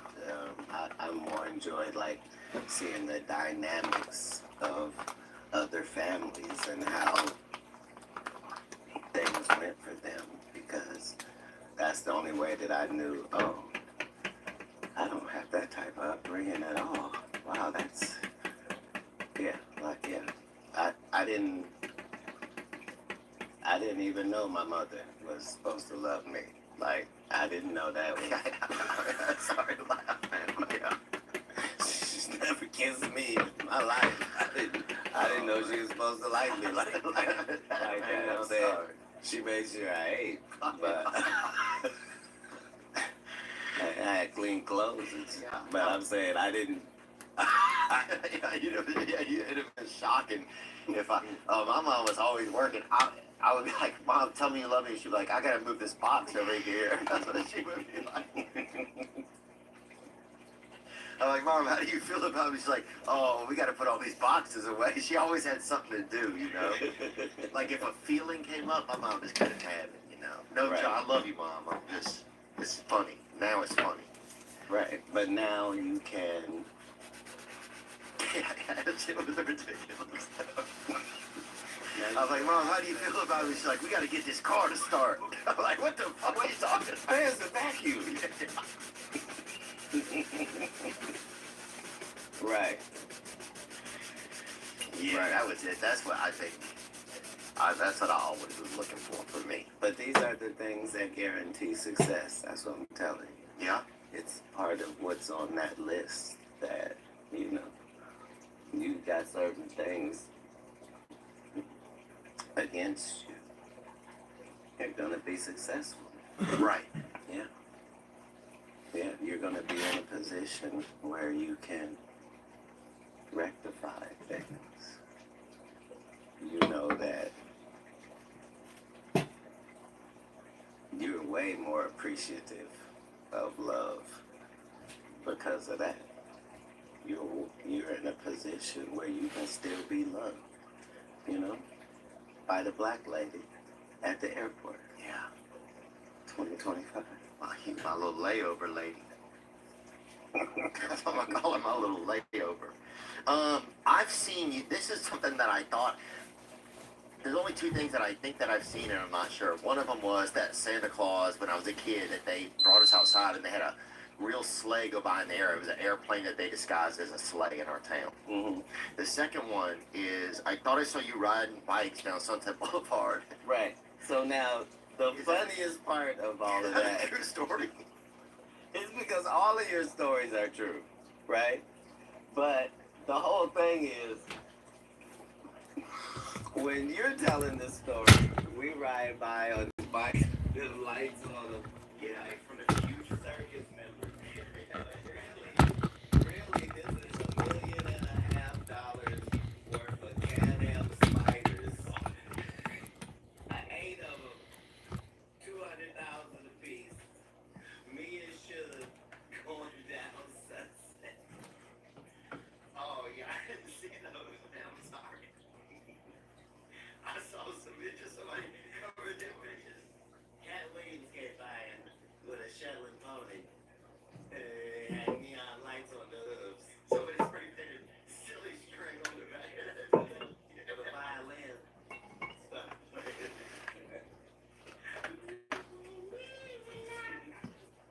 Yeah, I swear to God, I'm standing on the floor. I look over there. Right. And you had done one of those things where you stand up and keep, you know what I'm saying? You know, right down the street. I'm fine.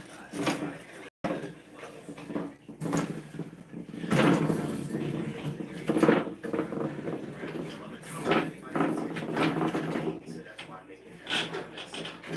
You saw Santa. Well, I understand. I didn't take away from the I just clarified. Yeah. No, good. Crazy for thinking that. Right. What do you see happening in 2025, Kat? This is where we get to where, like, what do you feel like? What do you feel like the things we can look forward to, things we can stay conscious of?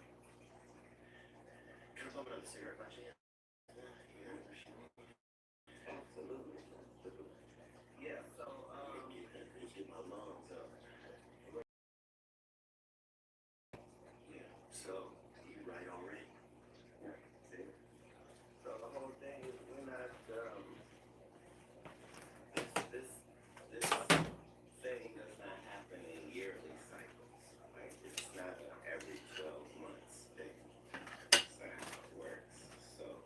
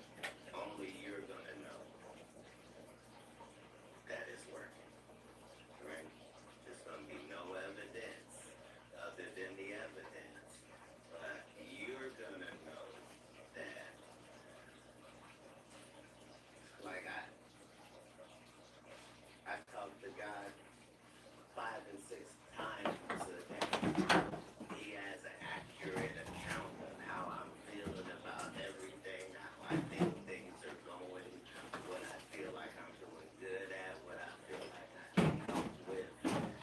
These are our conversations. So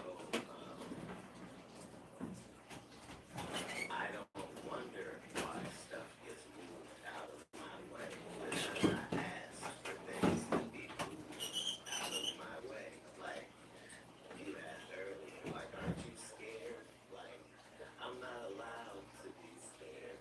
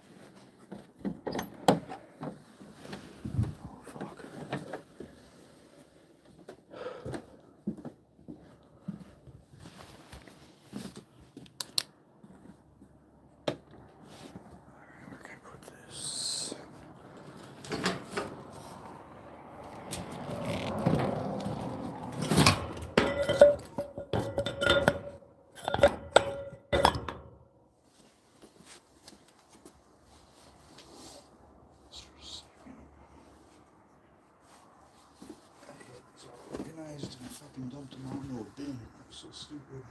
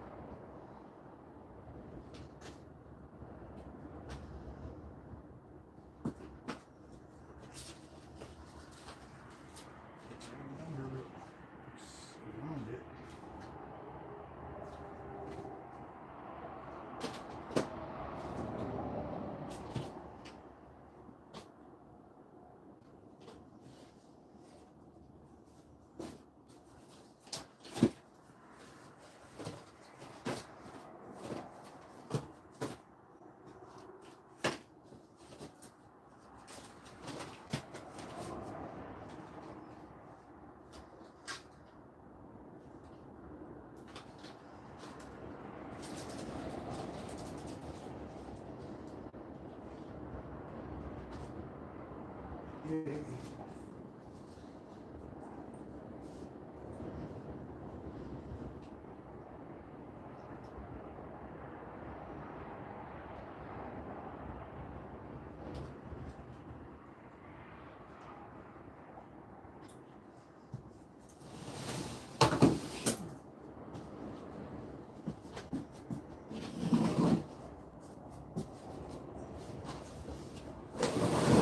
Oh, fuck.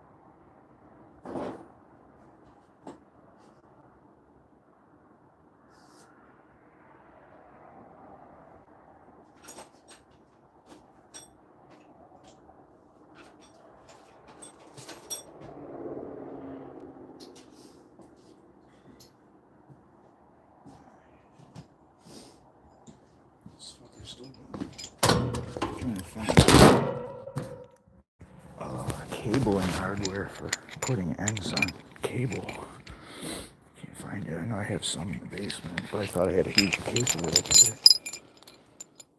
Oh well. I got nobody anyway. Fucking mess.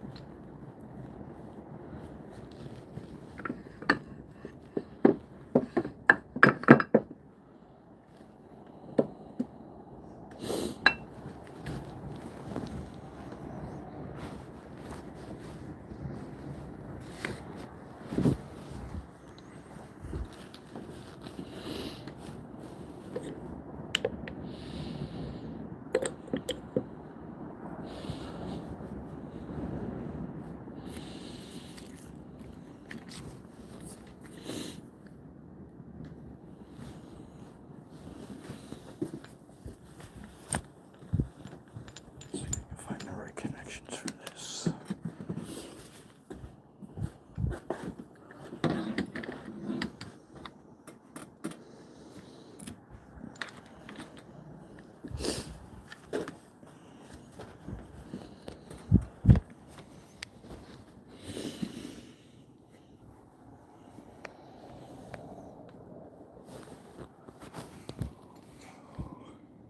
Yes.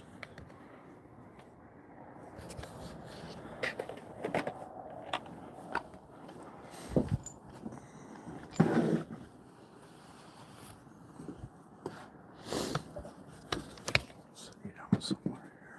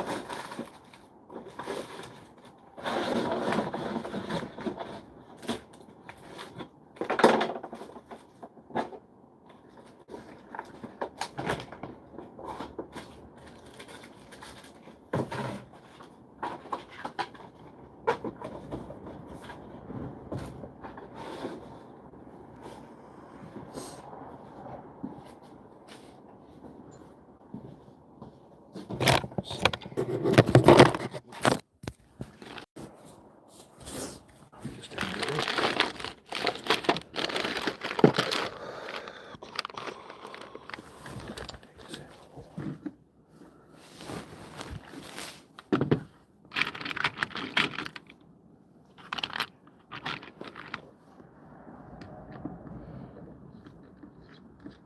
There's one.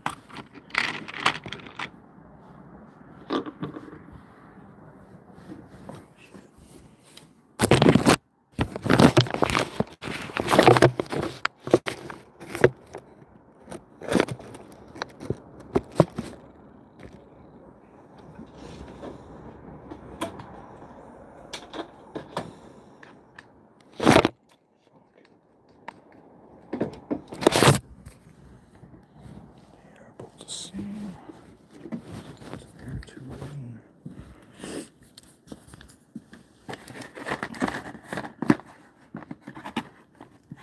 Can't tell.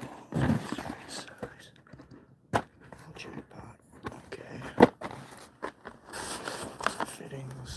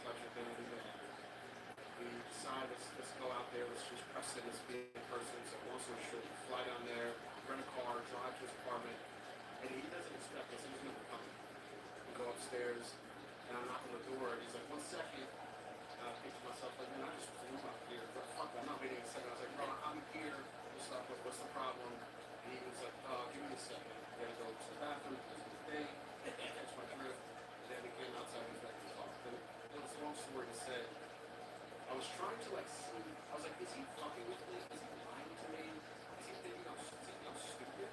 Or who actually believe this shit? Is he fucking crazy? So I had to sit him down and I was like, bro, the Southwest, do you think that the board, like like the people in the board of Southwest sit in the boardroom and Southwest Airlines and they discuss how we're gonna assassinate Scram from Suicide Boys? And he looked at me dead in the eyes, the most serious look on his face, and he goes, yes. And I lost my mind, bro. I took my phone and I threw it on the, I was trying to hit the grass, but I hit the sidewalk. The fucker sparked it. And, You off your wall. yeah. And then they were trying to kill me because my brother had bootlegged one of our tracks. And because he was bad off with dope, sold it to this person for like $800. Yeah, but actually they did the song, they scammed him. And I thought the person he scammed was the son of somebody on the board of Southwest. So, to speak on the other side of things, I'm thinking what is coming out of his mouth, is it real or not? But to find out the story of his brother stealing his song is true. So it's like, I'm sitting there, then I feel bad because I'm like been calling him a liar in my head and all this shit, and then I find out it's true. So then I'm like, all right, so is all of this true? I still refuse to believe that the board of Southwest is meeting to discuss his assassination, but I had my brother and my family believe what I had. Bro, I was very convinced. There's another thing. I'll ask him like, he was like, come to help, but he just come down and just say like, Oh, just mill around? Like loitering, they call it. yeah. I think you guys, loitering must be a British thing. I don't think we would say that, loitering. What would you say? You'd be like, oh yeah, stalking. Well, stalking is more like once you've loitered and you see something in the window, you know. You see something, you see a bit of tit in the distance or something. But yeah, that's stalking. Yeah. And then it's breaking and entering, you know. And then it's marriage, usually. If you have a way with words, I think. There's a couple of BS, right? You'll bring them up. This is John there. Take on this podcast. It is rich, bro. Full allowance this week.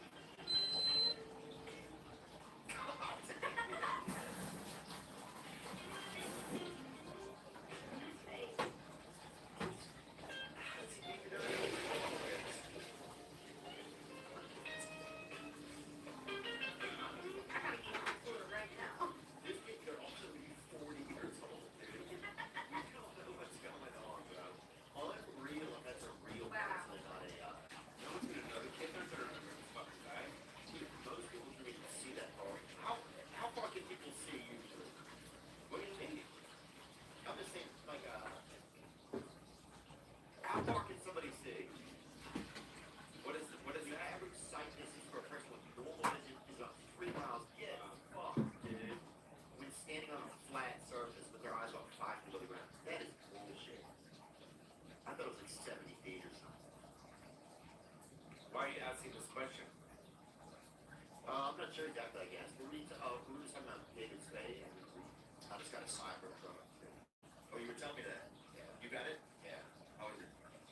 It's wild, bro. I mean, for one, you feel like you kind of work at Lowe's kind of a little. Because it feels like you're supposed to be like delivering something to somebody, but you never drop it off. No, it's just the whole car feels a little bit like a lunch. So it feels like somebody just gonna open up the back and just put a TV in there. You know, it just has this like kind of, or just put a load of laundry in there, just press a button. Yeah. It has an appliance-y kind of feel, but then it makes this sound when you go fast, and it literally feels like you're going into the future. Nice.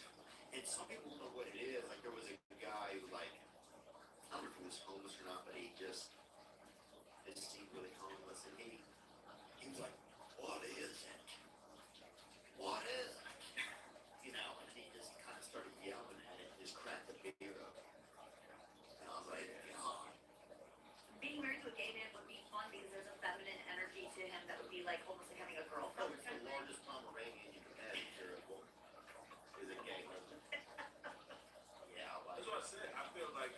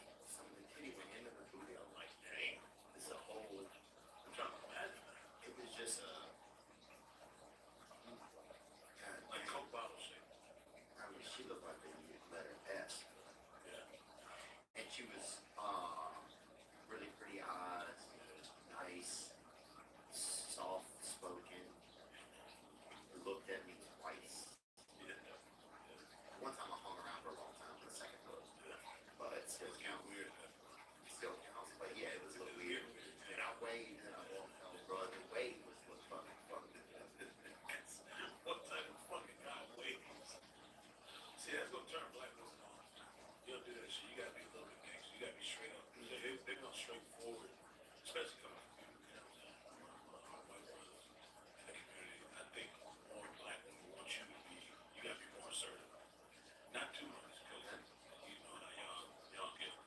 But y'all gotta be None of that. Yeah. I'm a modern day soldier, brother. You get what I'm saying? Like, yeah. None of that going back to the 1800s. I'm saying, like be assertive. Yeah. Like, 2012 and up, bro. yeah, 2012 and up assertive. Right. You're fine as hell, you're beautiful. And I would like to see you soon. And that works. But you gotta give them a little, they want to feel that hump. You know what I'm saying?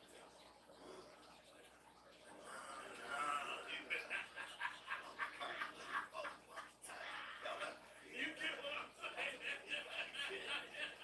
Yeah, what's your kiddo like? She's just got. Oh, it's a baby, it's a girl. Did you hear when she was born? I pulled her out of the cookie. No. Yeah, they did. They let me bring my katana in. What kind of shoes did you wear? A close coat. Obviously. Anybody? Close coat. I think that's what God wants. Yeah, anybody that wears toe shoes to their child's birth. Because obviously, first of all, it's Jimmy Buffett. Well, that's the one exception. I think Jimmy Buffett could wear thongs. Jimmy is the child's birth. Well, what are you supposed to wear? Like, oh, I was saying, I pulled her right out. No way you did. By the head, I did. I got gloved up. And they let you do it? There's not somebody there for a lifeguard or something? Well, I don't know. My doctor was such a baller. And is the mom awake right now? Yes, sir. She's full awake. She's not on. Dude, she's on Clash of Clans. The child's father application papers. You can see him right there, begging for a sip. Yeah, that's why he's in. That's deep Roy, isn't it? That's not deep Roy. That's not a child. And then